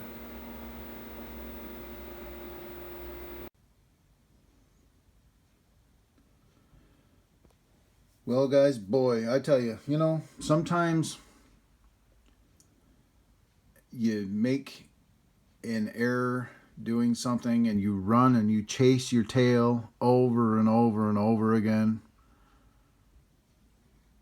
I got home today and I was like, you know what? I did this socket work and it looks good. But I'm going to check and make sure that all of my power pins are connected. Am I getting power to everything? Well, I'm hooked to ground up here. And I'm going and yep, ground. Everything's ground. Everything's grounded. And I came to this. Remember, I'm having problems with this O2 custom. I thought the O2 custom was bad. It's not grounded. You know, elementary, the first thing I should have checked was make sure my socket work was good. And I actually did go through at one point and made sure that all of the traces were good and everything. I just never checked the power leads. This one is not grounded. This O2 custom is not grounded. That's the whole problem. So what I'm going to do, instead of just running an ugly jumper, I am going to remove this socket. And I'm going to fix that nice and inconspicuous. And then I'm going to put the socket back in. So that's how I'm going to take care of it. Instead of just having a jumper, an ugly looking jumper, I'm going to take this off and fix it nice. And then I guarantee it's going to work. Because I looked at all these RAM signals coming through this 298. And all the RAM signals looked fine. So I'm like, I don't think it's a RAM problem. So I'm chasing everything, looking at everything. I had the weird looking garbage coming off of one of these, which I guess is okay, which is still a baffler. I don't have an explanation for that. That's really weird. It kind of goes against, it kind of defies logic, to be honest. That chip was not acting the way it should, yet it's okay. You know, that one is that's a head scratcher, to be honest. I don't know. But everything else checked out fine on this board. So I got to fix that. Let me do that. I'm going to go ahead and fix that right now.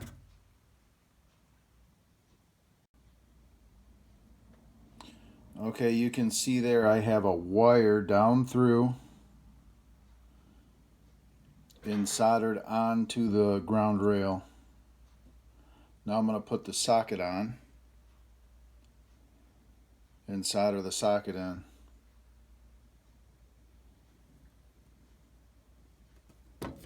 And then clean it up.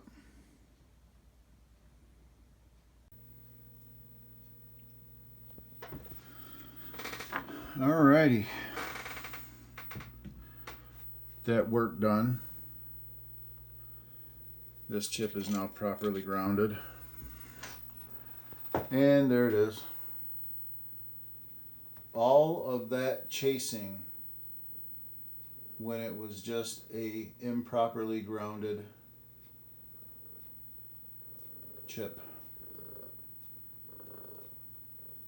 How about that? Well, my mistake led to getting to view a lot of testing and stuff, so I'll just look at it that way. And the customer got a few new chips. Nice new Texas Instruments chips. All new sockets everywhere in this board. And had one socket that had a broken trace on the ground. And it caused all the problems. You know what I do need to do is I need to hook up sound. But we are looking good here.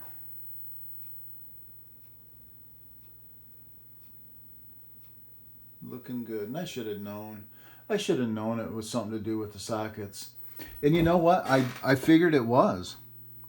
So I went through and I checked every trace on every one of these. But I did not check to make sure that the power leads were connected to the power rails. That's one thing I did not do. But I checked every trace. I checked for shorts on the traces going, because that's big on Midway boards, is it's easy to short the traces going underneath sockets. I just didn't check the power rails. Interesting. Anyway, it works. I think the only thing that was wrong with this board set was this chip was backwards, this chip was backwards, and it had bad sockets.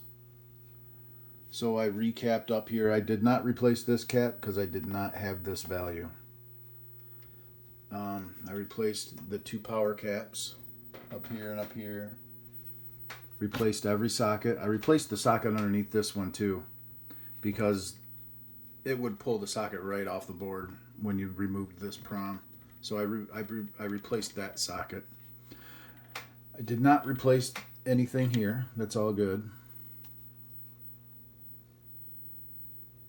Yeah, it's all good. Okay. I'm going to go ahead and hook up an edge connector here so that I can run the sound of the speaker. And I had put that cap in here. I removed that cap. I removed that off of there. No use of putting something that wasn't originally in the circuit.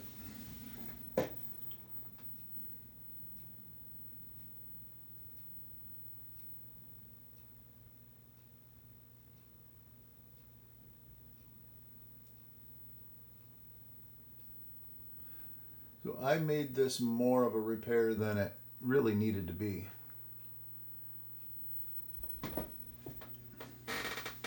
But it was fun anyway. We got to look at some good stuff with the analyzer here, and it was kind of fun.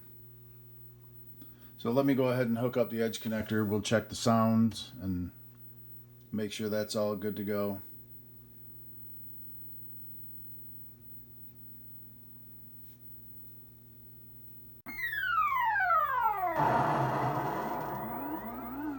Okay, I got the edge connector with the 2 wires to the speaker.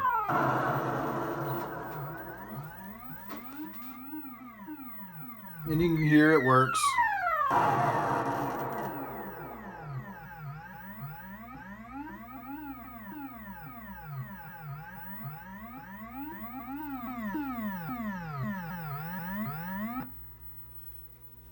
And we'll go ahead and credit it back up.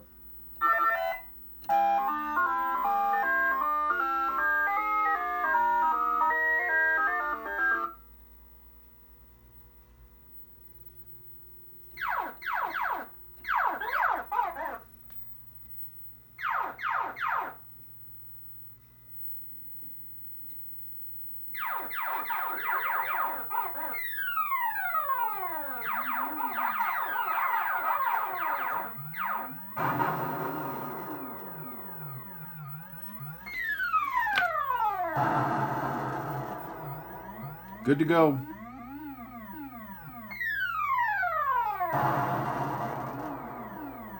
I'm going to leave it on for a few hours. Just make sure it stays good and solid.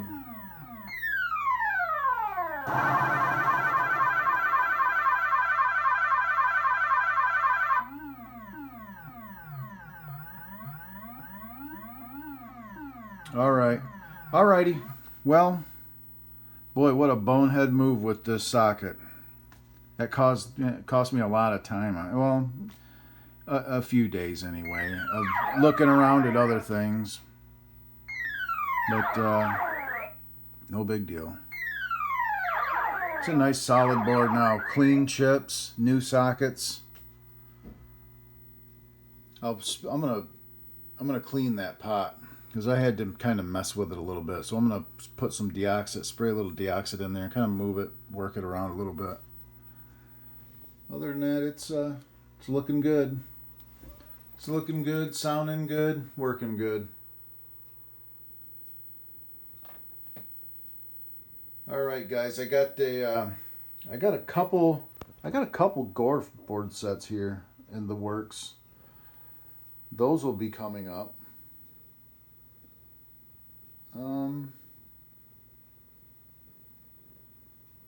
I got some more Donkey Kong stuff.